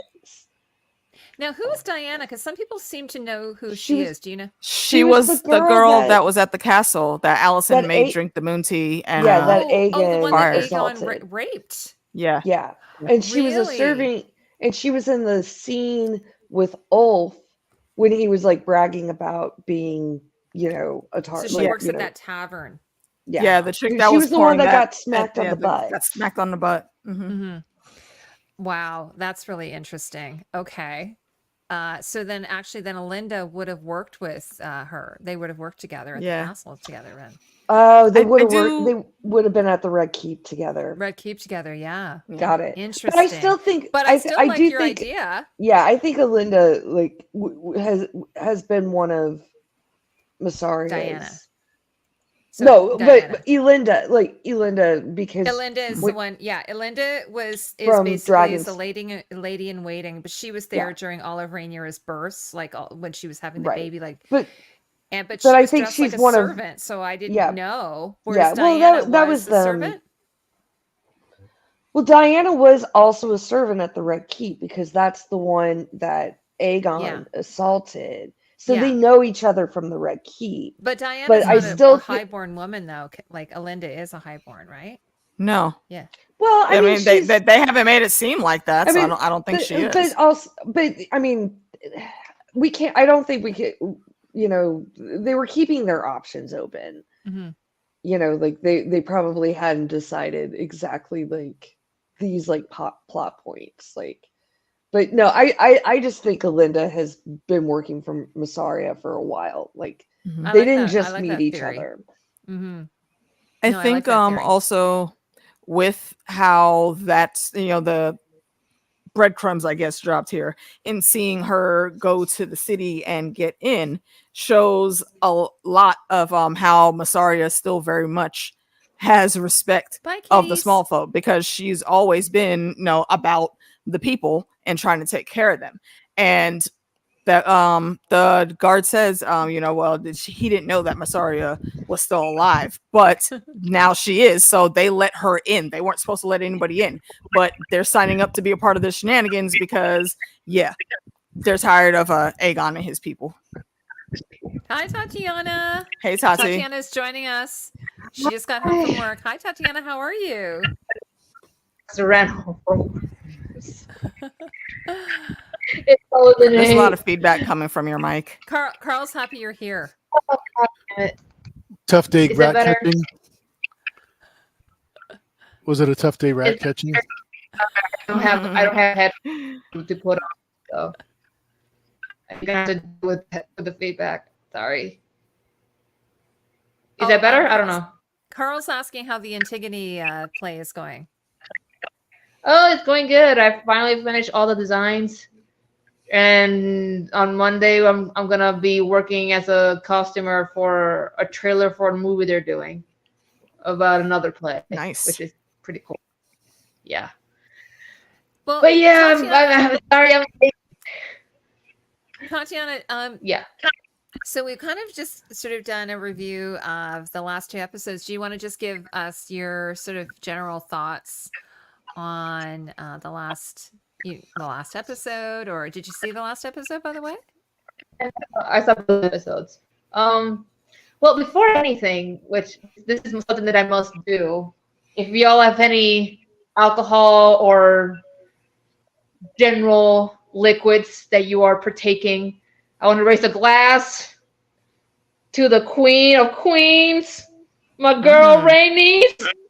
Not the queen who never was, the queen who should have been, and her great ruby of the sky, my girl Maylee's the Red Queen. Y'all are forever remembered. Y'all had the country's brain cell, and the country's brain cell dies with you. We love you. We miss you. You go be with your daughter. Now, Here. Daemon, Here. what in the Oedipus Rex was happening in that episode?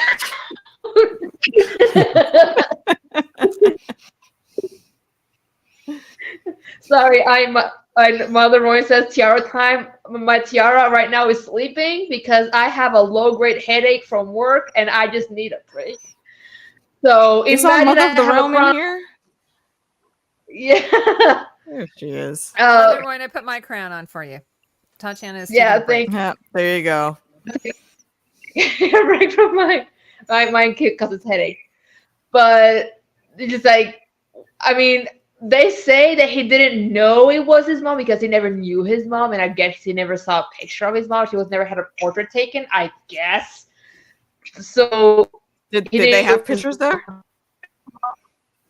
Huh? What? I don't think they had the ability to take pictures. It was random fleeting thought. Have- Please continue. You let in tapestry, so they could have at least done that. I don't know.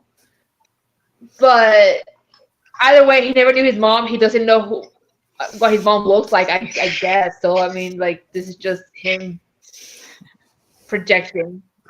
You know, he also sucks at diplomacy, whereas Jace apparently is pretty good at it. Good for him. Yes. And as for Aemond, bitch, you are getting yours. You're getting yours, you motherfucker. You are getting yours for what you did to Rhaenys and Aegon, and you know that's sad. But you're gonna get yours. Also, is Alicia just like checked out Useless. completely? Yeah, she Will be next because time. like Rhaenyra told her the bomb that Viserys is Aegon the Conqueror and not her baby boy. She's been like, and everything sucks. Everything sucks. Nothing matter anymore. I mean, why? But damn, what they did in the Shut up, Peter.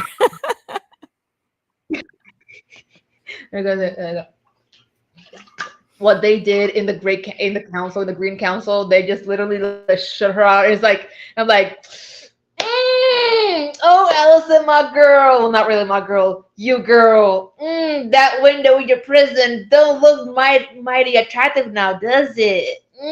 That part. Yeah. That part. Rhaenys had the brain cell. And it died with her. Auntie Nisi tried to warn you, bitch. She tried to warn you.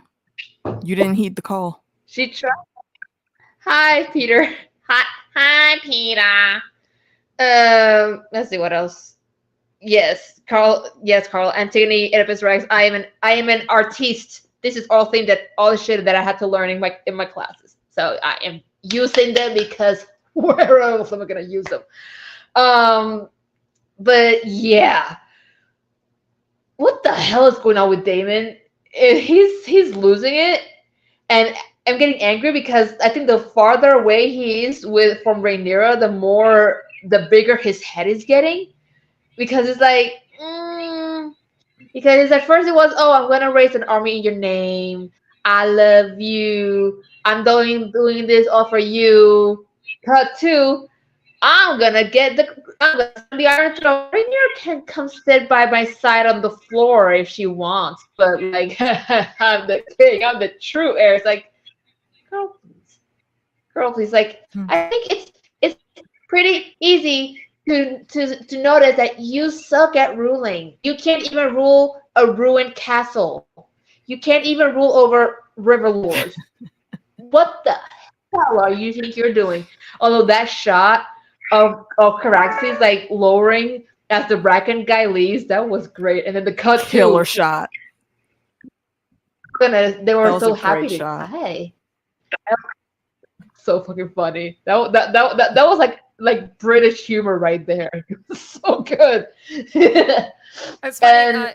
It's funny where So- someone's just saying about magic mushrooms growing in Harrenhal, because Tatiana, we were talking about how Weirwood is kind of like a network, a were network, and we were comparing it to sort of mushrooms, and then there was some chatter about it possibly being Weirwood paste that Daemon had, that Alice had given Daemon. Weirwood paste, which Yeah. has like psychotropic. Yeah. goodness. Yeah. She kind of roofied him a little bit. Yeah. Yeah. But again, It's- Damon, it's- don't drink I mean, the damn opium Yeah, juice. don't drink it, dummy. she's Yeah, a go ahead, hot, Tatiana. she's a hot, creepy woman. That's his like his preference of women are hot and creepy. With maybe exception of Well- Rhaenyra, but that's a different. It's either I don't- related by blood or hot and creepy. There's no in between. I don't get those vibes from Daemon and Alice though. Like I don't think it's like this like sexual attraction. Like, yeah. you know, I don't but get that there is something like he's definitely drawn to her, like, but she's also like she's she's a witch. She's making that happen. But I don't think Daemon is interested in her. I think it was her power that he's attracted to. It's See that? But at least I think I don't find like any his- sexual chemistry between the two of them. oh no. it's No, that more much I that can she tell. kind of That- challenges him in a very intriguing it's- way that appeals to him. It's interesting yeah. that he kind of seeks her counsel, though. He does and he doesn't. Like she inserts Mhm. herself, but then he also is like he's listening to her because he knows He she's allows the it. smartest person. Or I mean, like Simon Strong's smart too, like, but he knows she's valuable. Mm. Yeah. Tatiana, did you have any other thoughts on the last 2 episodes? I don't even know where we were. I just want to say, in general, they really put their foot in trying to make Aegon more sympathetic to the masses because he has gone from one of the most vile human beings in season 1, people like universally hated, to some people's favorite character because they made him from disgusting rapist and patron of child fighting pits to this wooby who wasn't loved by his mom. And like, well played because I honestly I couldn't help but feel sympathy for him when he's like in this coma and he says mommy as Allison is walking away. I'm like, oh damn it, that's sad, that sucks. Also, Aemond I still hate fucking Aemond. And Helena deserves better. Helena just needs to get out. Yeah. Oh, by the way, That we needs to didn't get out really so talk bad. about this. I suspect, there was that one encounter that Aemon and Helena have, and so she is able to have she has prophetic dreams or what have you. I don't know what the word is, but most likely she knows what happened, right? Do you guys think that? Like what happened where? Oh yeah, That she has to- Helena knew that Aemon tried to Reflect. murder Aegon. Oh, absolutely. Mhm. 1,000%. She knew. She knows. Yeah, I think you got that also, from her that'll demeanor. refresh- Jogan juice. Is it Jogan juice? Yeah, she knows. Jogan juice. Apparently, Jojen. Jojen. there's Sorry. behind the footage of her room. Jojen Pace, yeah. There's apparently like behind the scenes footage of her room, and her rooms is like scrawled all over the walls, like with her dreams and her visions. And apparently there's stuff from Game of Thrones itself that's just like Oh. prophesized in her Like, Mhm. That's in her cool. things. Like she absolutely she absolutely saw the Cargill twins dying, and she actually wrote like the goose will kill its mirror and die, something like that. And the Yeah. goose is the Cargill sigil. Yeah. There's also she has an owl at Harrenhal, and it's Oh. I Yeah, guess she it's says a barn she owl. is an owl. Yeah, it's like I'm a barn owl trapped in a woman's body. Well, maybe she is like his. Did you guys see? There's a new picture of Alice Rivers holding a barn owl, or I don't know if it's barn owl. Yeah, It's an that's owl. from- She's birding. Maybe that's Helena warging or something. Is the owl? So now the one thing we didn't touch on is the dragon seeds. I was Can I touch on something really yeah. Yes, you can talk about for a whatever you second, want. please? Well, no, it's not for the stream. Just a bit of housekeeping. Young man, you know who you are. I don't care what joke you thought you were telling in that message that I did not allow to be shown, but come Mhm. correct. or you will not like my reaction.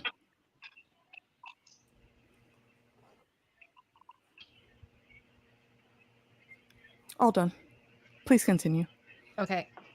I don't know what's going on, but that's cool. Because That's why you have moderators, Heidi. Yeah. Oh, thank you guys.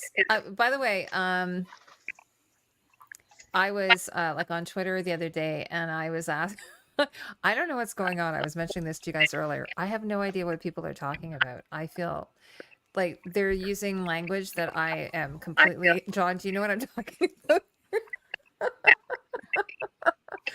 Yeah, so I think we need to start or I personally need to start a Twitter for plus years. Actually, it was really funny because did you guys ever see the SNL skit where they did I think it was like Google Box or Google for seniors. It was like, Google, what's the temperature outside? Anyway, it was just like, it was totally up my alley because I need something like that for Twitter. Just or maybe like underneath it can explain it. It can just say when someone texts something, it can say, this is what this tweet means. And I'll be like, oh, okay. Speaking of SNL, quick tidbit. If y'all never saw Dave Chappelle's parody clip that he did for House of the Dragon, please go look that up. Oh, I guarantee you will laugh your ass off. It's really oh my God, good. I have to watch that. Yeah. Maybe Alice will give us a WW lore drop that explains the power of the juice. It's really difficult though because there's only 3 episodes left, so I don't know how much more they can explain. We'll never get like proper explanation of like werewood paste, Jojen paste, not unless George decides to put that in the story. By the way, it's there were a few things that George apparently really loved the addition of, and one of them was, I think we mentioned this, the dog. George loved. Oh, he liked the dog. He loved that. So the dog's not in the book. I mean, the whole story's different. So the whole story is like a page. Yeah. So he said, normally I don't like it when a showrunner or a series they add characters, but I have to say I love the dog. So what did you all think of that cute little dog? It's the rat catcher's dog who he kicks. Yeah. He reminds me of Toto. That baby boy deserves better. Mm-hmm. Baby boy deserves better. And like Helena should get the dog. And give it to Helena. I think he's going to be Hugh's next Neil. Like Helena, someone. She'd be a great mama. There's a really good movie that we're planning on watching. It's like it's a live action movie, but it has this guy who owns a dog, and he's always kicking the dog and telling the dog to fuck off and stuff like that. And the dog is played by Will Ferrell, so he's doing the monologue voice or whatever. And so the dog's like, "Oh, my owner loves me." And then finally, I guess somehow the owner gets rid of him completely, and then he discovers after he meets this other group of other animals that his owner never really loved him. He always thought he did, but he didn't. And then so they decide that they want to go back and bite the dick off of his owner. So I said to my husband, we have to watch that with the kids. But anyway, and this is what we family movie. My kids are teenagers, but that dog, how devoted is that dog, right? Like to the bitter end. How long has the rat catcher been hanging there? I don't think the dog has anywhere else to go, sadly. No. I mean, Helena can use an emotional support animal, so I feel like somebody just needs to get the puppy and say, here, Your Grace. We mentioned this in another stream that there seems to be an absence of animals. There should be corgis, and there should be like, where are the royal dogs? Like, it doesn't seem like they're, Bowls of brown. Maybe they why dragon, I think is the mentality there. We're getting a lot of feedback when you have a dragon. Yeah, Tati, there's a lot of feedback. Oh yeah, when you have a dragon. But still, you would think that they would have cute little furry creatures. We only got 8 episodes, like I know this is just we can't have like the budget being spent on too many like pets. Do we need animals and pets here? Because right now with the food wars going on, I don't think that would be good for their health. So I'm glad there's just that one puppy, but I feel like we're going to see that puppy and he's not going to be Well, happy, in Game of lovable Thrones, they have the anymore. kennels, and they got all the leftover scraps from the purple wedding. That would have been a good day for them. Oh, maybe they were keeping pets then. These guys don't they seem had dog They like don't even kennels have that Cersei pigeons in this show. What's that? They don't even have pigeons in this show. Or crows. Yeah. Yeah.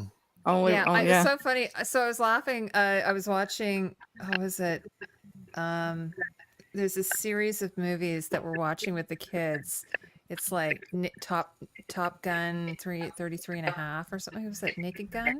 No, the Naked Gun. Naked Gun 33 Naked and a Gun. half. So we're watching Classic 33 and a Leslie third. Nielsen. Yeah, 33 and a third. 33 and a third, yep. Yeah, so we watched that last night. And so there's this scene, Anna Nicole Smith, she's like playing the femme fatale.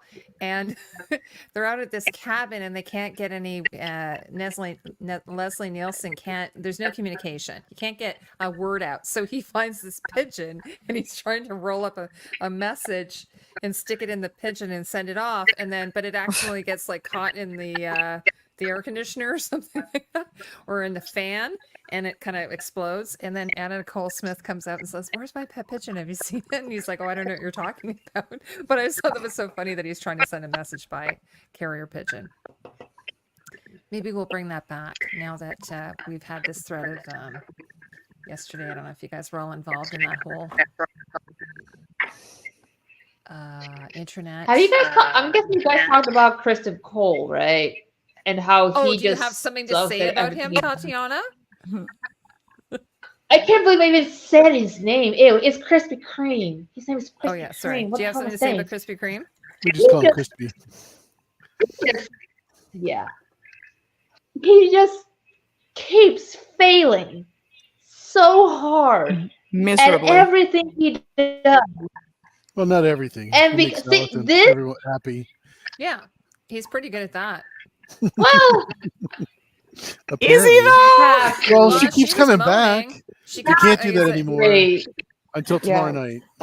She did flat out say, like, keep my name out your goddamn mouth. Like she said that. She Yeah, said, do not. I have not given you leave to call me by my name.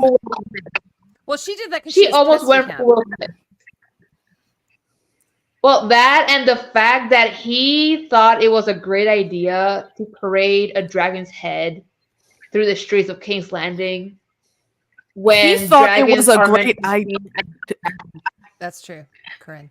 He thought it was a great idea to try to get set that plan to try to get Rhaenyra or one of her team on a dragon, and for Aemond to also be there with his dragon. But now that the dragons have been there and they have fought, and you didn't get the praise that you thought you were going to be, now you're all lost and hoping, oh, we've given the war over to the dragons. You wanted this. What are you looking so sad about that for? And let's be clear, that whole Rook's Rest idea, that wasn't even his. That was Aemond's idea. He just facilitated it. So he don't got his thought. He is no thoughts head empty, like from season 1. Well, he knew not to be He's in just the a clearing. follower. He knew to stay He's in the a tree. follower who tried to be a leader and sucks at it. And I'm like, I'm so sick and tired of seeing his face. And that sucks because Fabian Frankel, he's a very pretty man. He's a very pretty man, and I'm sure he's like a oodles and doodles of fun. But like, god damn it, I want to see you as attractive Frankel, but your character just sucks. He said he is the incel of Westeros, and that's just gross. He's a nice guy. Wait, what were you saying? Like, that's John? putting it. Go ahead, John. I didn't say anything. Oh, earlier. Oh. Yeah, John, what were you saying earlier? As far as Crispy, is that what you're talking about? Yeah. Yeah. Yes. So, yeah, he knew not to stay in the clearing. He knew to stay in the tree line. That's all they said. Oh. That's all. Yeah, I think he has some basic, like, battle strategy and fighting strategy. Like, he's studied it and, like, but I mean, I guess, like, what I don't buy, there's just something like, and I get, like, it's PTSD and, like, he's now seeing things he's never seen before. And And I guess maybe this is like my book bias, but it's like I just like, it's gonna make him worse. Like there's something about this, like, oh, woe is me, I saw dark things. Like I'm not buying. Like it's just like a choice I don't like. Because like why are they also trying to make me feel sorry for him? Yeah, no, and him calling Rhaenyra the whore of Dragonstone, I was like, Bruh. that is really from the whore of King's Landing, because not even Sylvie, at least she knows who she is, as does her prostitutes. Bitch, you are the whore of the Red Keep. Don't even try it, little man. Look, clearly he did And not also, get the lesson from Aemond getting his head chopped off after calling the queen a whore. We gonna have to come see you about that sometime soon, Crispy.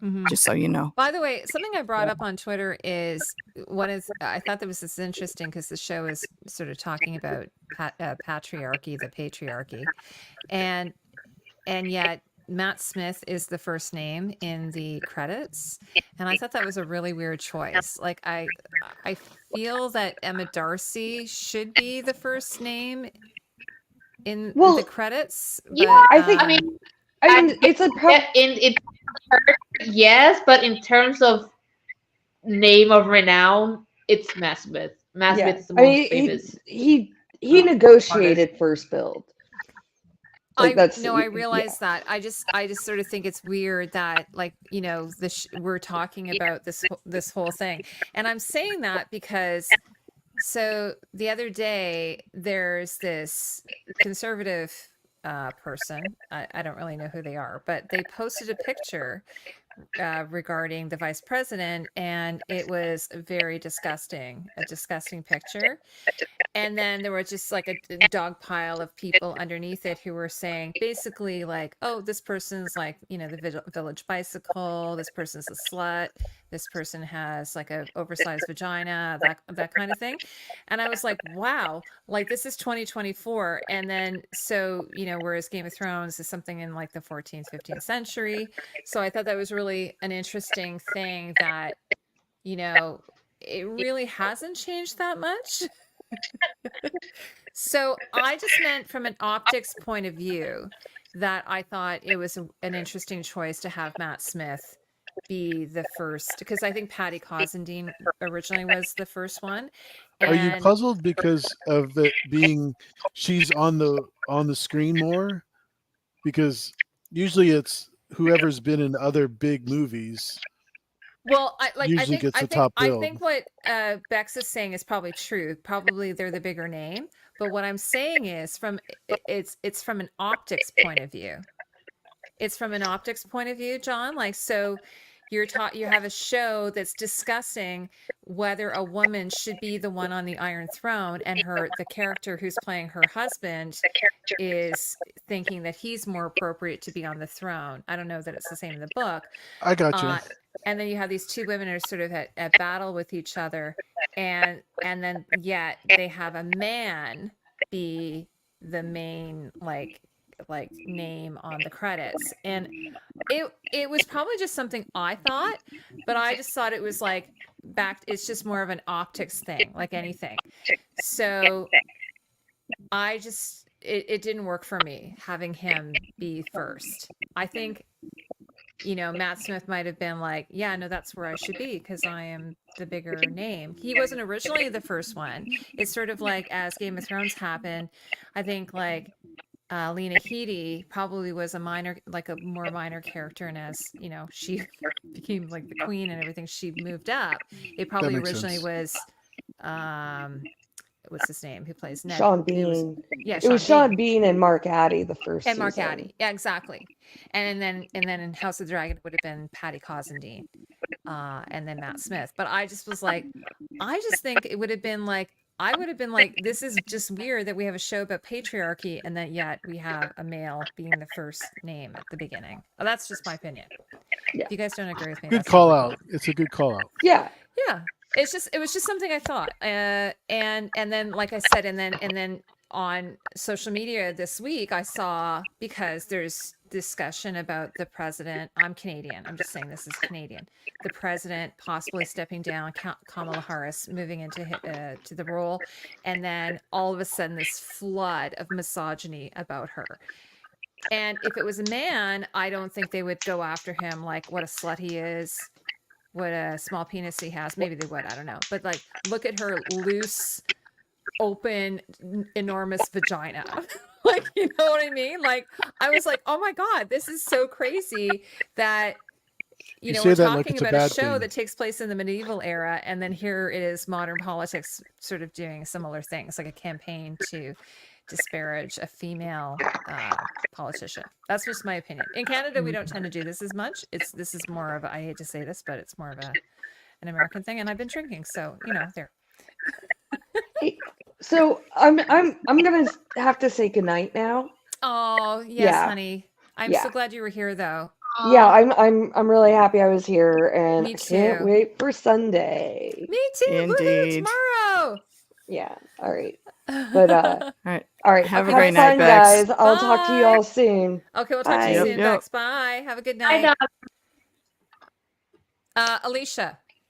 Yes. Ciao, ciao. Oh, I guess. sorry, because we're I wrapping got up, is there sidetracked real quick. Is there any final thoughts you have on on Final the show? thoughts. And do we want to final talk about thoughts on maybe the where we episode. see things going next episode, like tomorrow night? Well, tomorrow night, I think we will definitely see the dragon seeds. I'm glad that that we're getting to that, and there is hopefully a question that will be answered about one of those dragon seeds, and we'll get into that. But I won't spoil for anyone that may not know exactly what I'm referencing.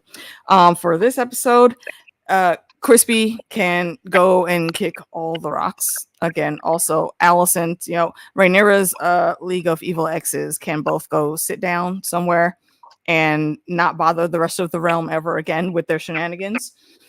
Jace, calm down, young man. I like you, but listen to your future wife. You need to be protected too, just as much as your mom does. Don't be reckless again. And everyone else, I think, was cool. For Team Green, one good gold star they'll get is again Mr. Oh wow. He's all right. Helena, we will still protect at all costs. But the rest of them, you know, Jake Harris, y'all can just go burn somewhere. Someone in my one of my videos was asking me who I think is going to die next, and I'm like, I have no idea. Do you guys have a sense? Anybody is up for grabs. Anybody is up for grabs. No one is safe. I think that's true. There's no plot armor. I mean, the show would be over, I suppose, if Rhaenyra was gone, but you never know, right? No, there's a lot in the aftermath. I think that could happen because we need to see whatever the outcome is. We need to see, how the rest of the realm is going to react. B1's a Team Greener. Team Green for the win. Yeah, I'm so sorry to disappoint you, bro. Actually, no, I'm not. Fuck Team Green. I said what I said. Good John, luck. what about? Oh, Tatiana, go ahead. Oh no, you can go. John can go first. It's fine. Oh, I was just gonna ask John. One, is there anybody that you think could be on the chopping block? And two, is there anything you're expecting maybe we'll see next episode? I mean, I honestly have no idea. Oh, I'm definitely looking forward to the dragon seeds riding actually, and getting that the black and red side better. That's definitely going to be the highlight. And I definitely think that Daemon's going to be cut down to size, to be honest with you, because I think the Brackens and the Blackwoods are going to make it so uncomfortable for him that he's not going to have any momentum. Mm-hmm. Do you think he's going to make it out of this season alive?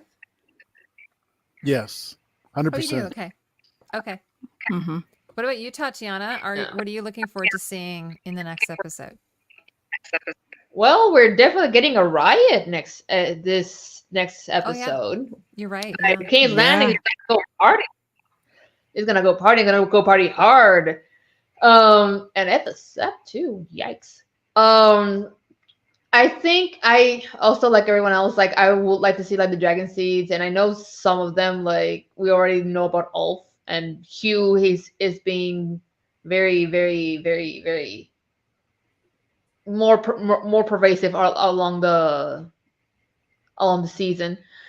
So he has to be there for some reason other than being the voice of the people. And How's he get out what of was I King's gonna say? Landing though? Oh, It's like they're oh, on I lockdown. am He stole am Ned curious. Stark's wig. That's why What's we that, John? like him. He stole Ned Stark's wig. That's why we like him. Right. That's funny. But actually, I was watching a video by ShriftX, and they going back to episode. Sorry, before final thoughts.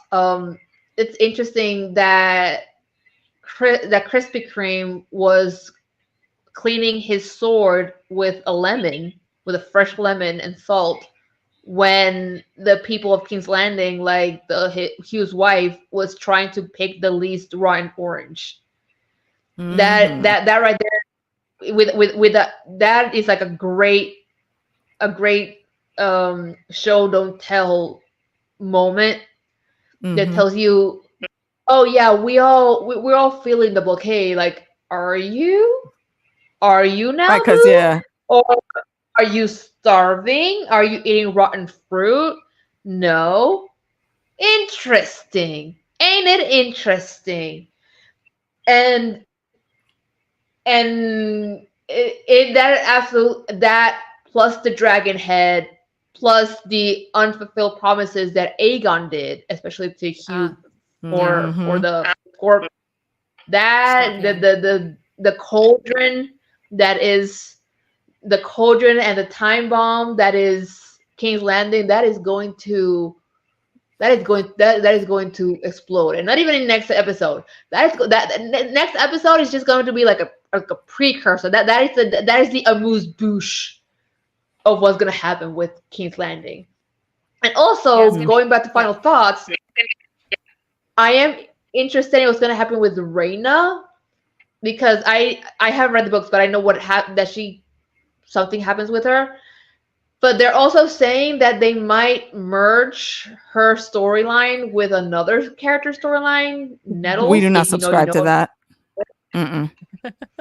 I'm sure, because I know that there's a lot of people that like Nettles, but they say because even if Rhaena gets a dragon hash now, it's not gonna do anything because it's gonna be like a baby dragon. But if they want her to give her more to do, she's gonna need a big dragon. And as Rhaenyra said, the last time she tried to bomb the dragon, she almost died. So it's interesting. Like I don't really have much of a attachment to the book because I've never read it.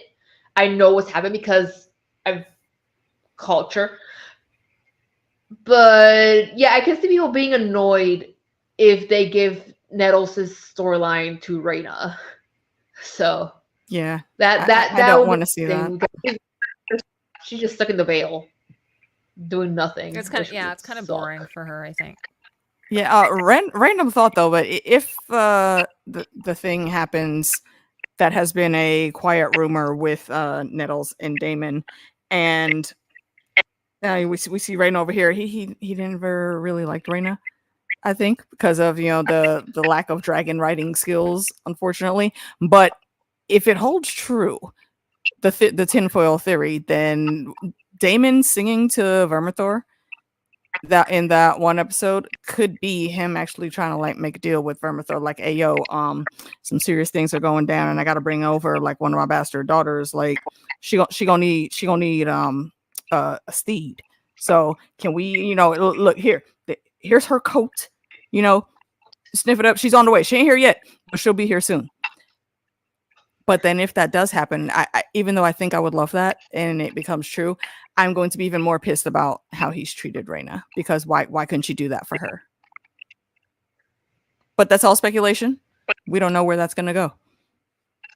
I have a feeling. Yeah. I mean, I don't know because I haven't read the book, but I have a feeling that some of the dragon seeds aren't going to make it out alive.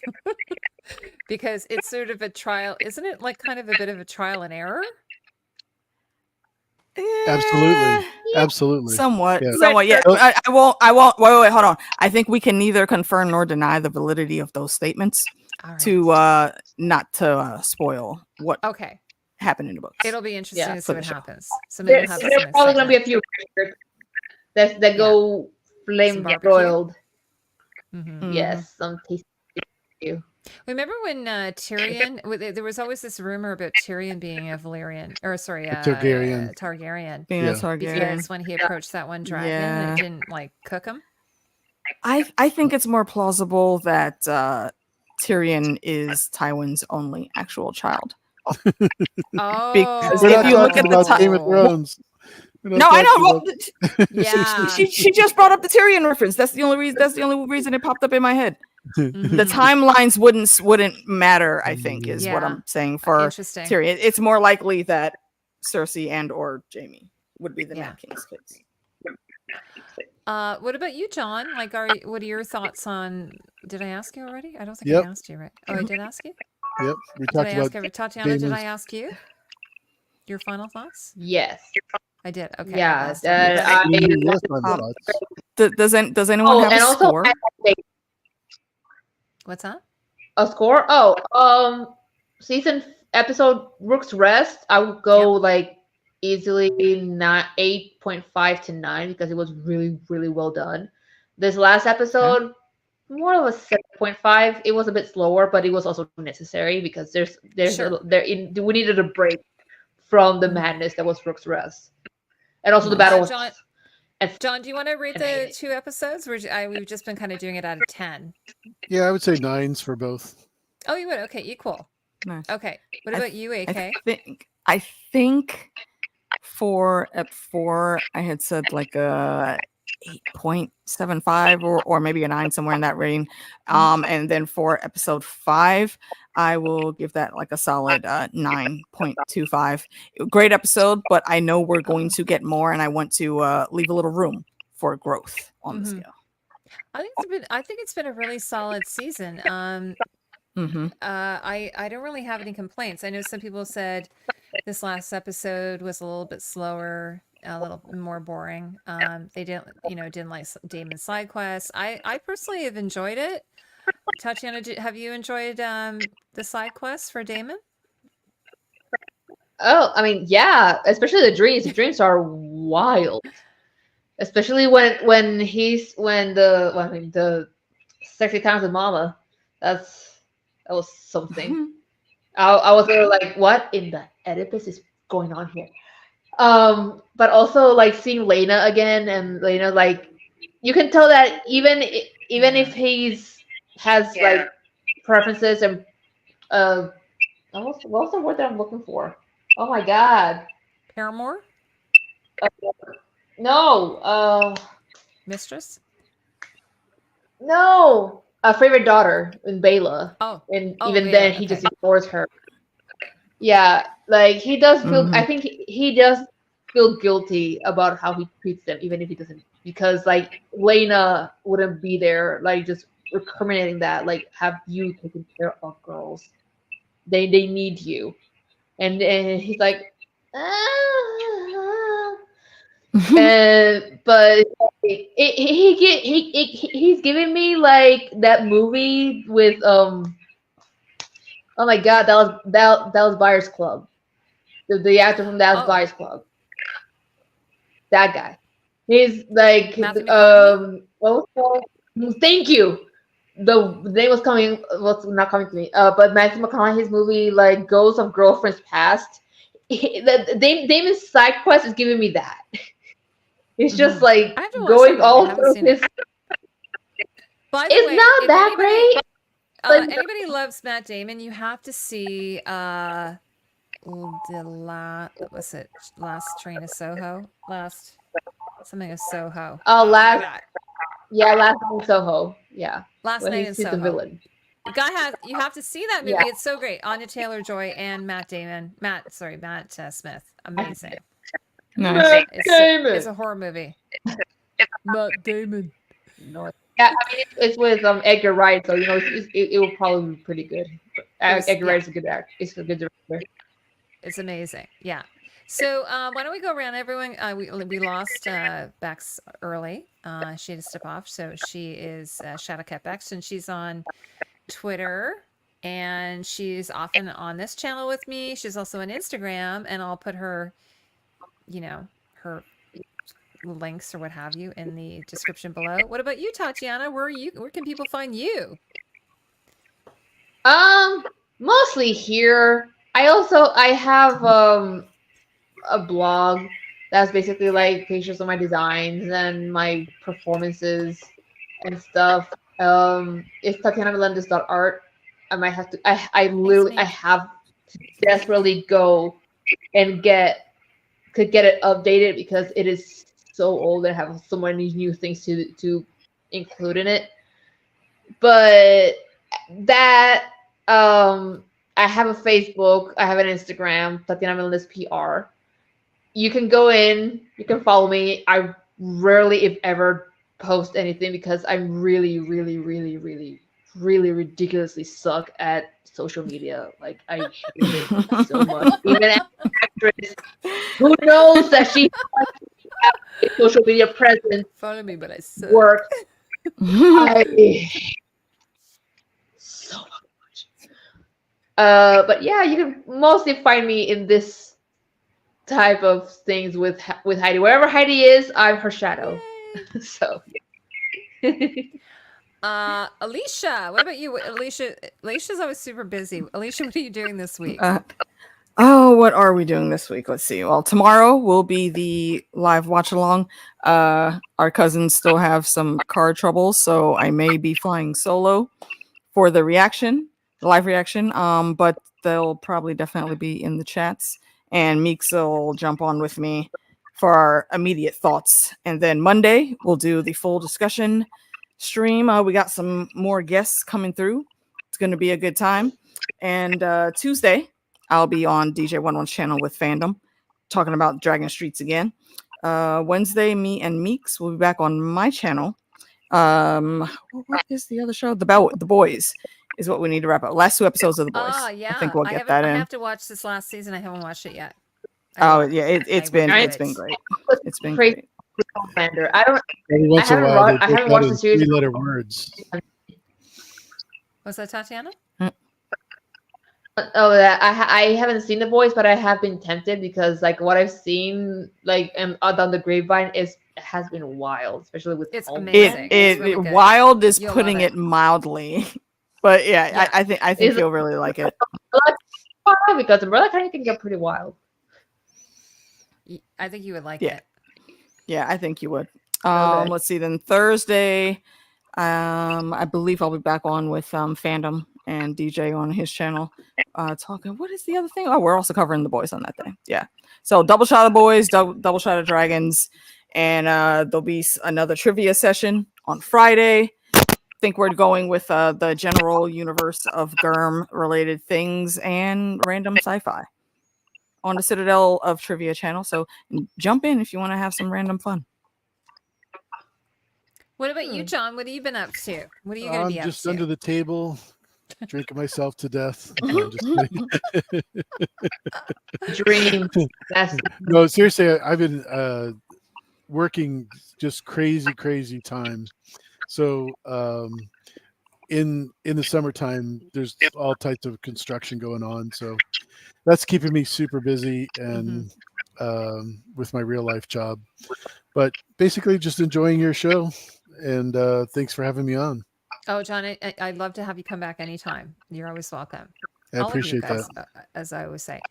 I have wonderful friends. Thank you so much. And I was going to say, I have actually, Ro was here earlier. We're doing a chat with Prop Store on Tuesday about their recent, they have like a Hollywood collection prop sale they're doing starting in August. Nice. So we're doing a thing on that on Tuesday.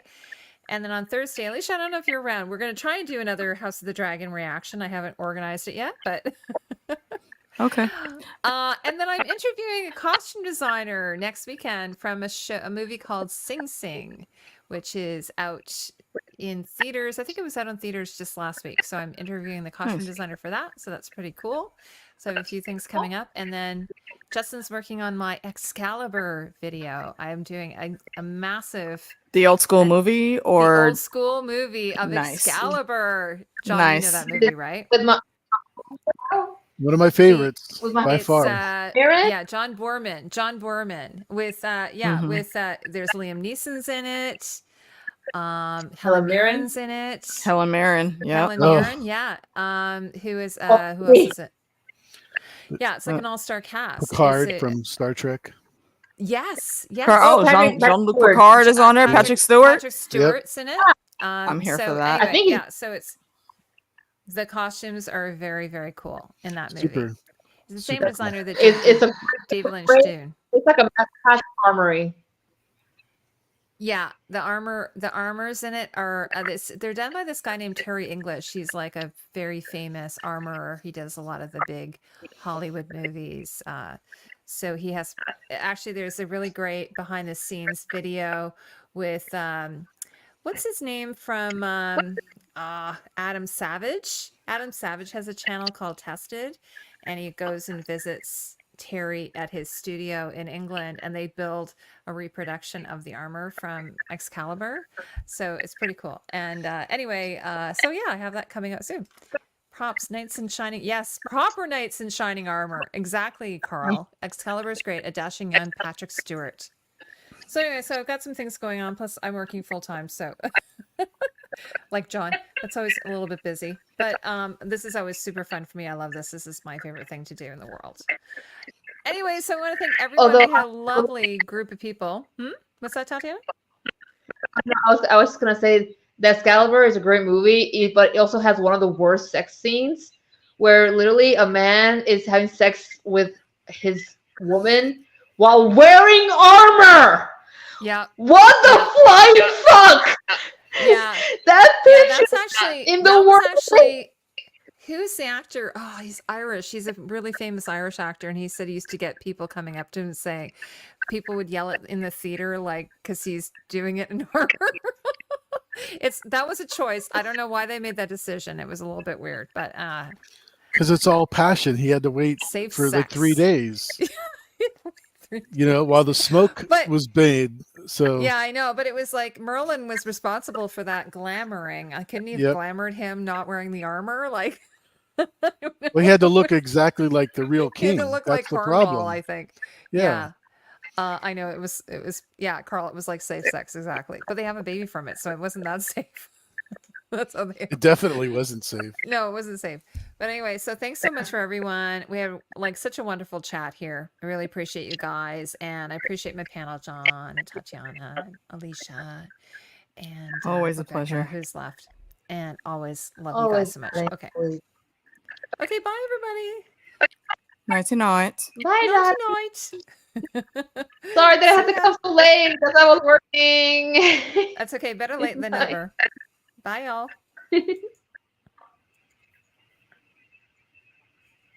Huh.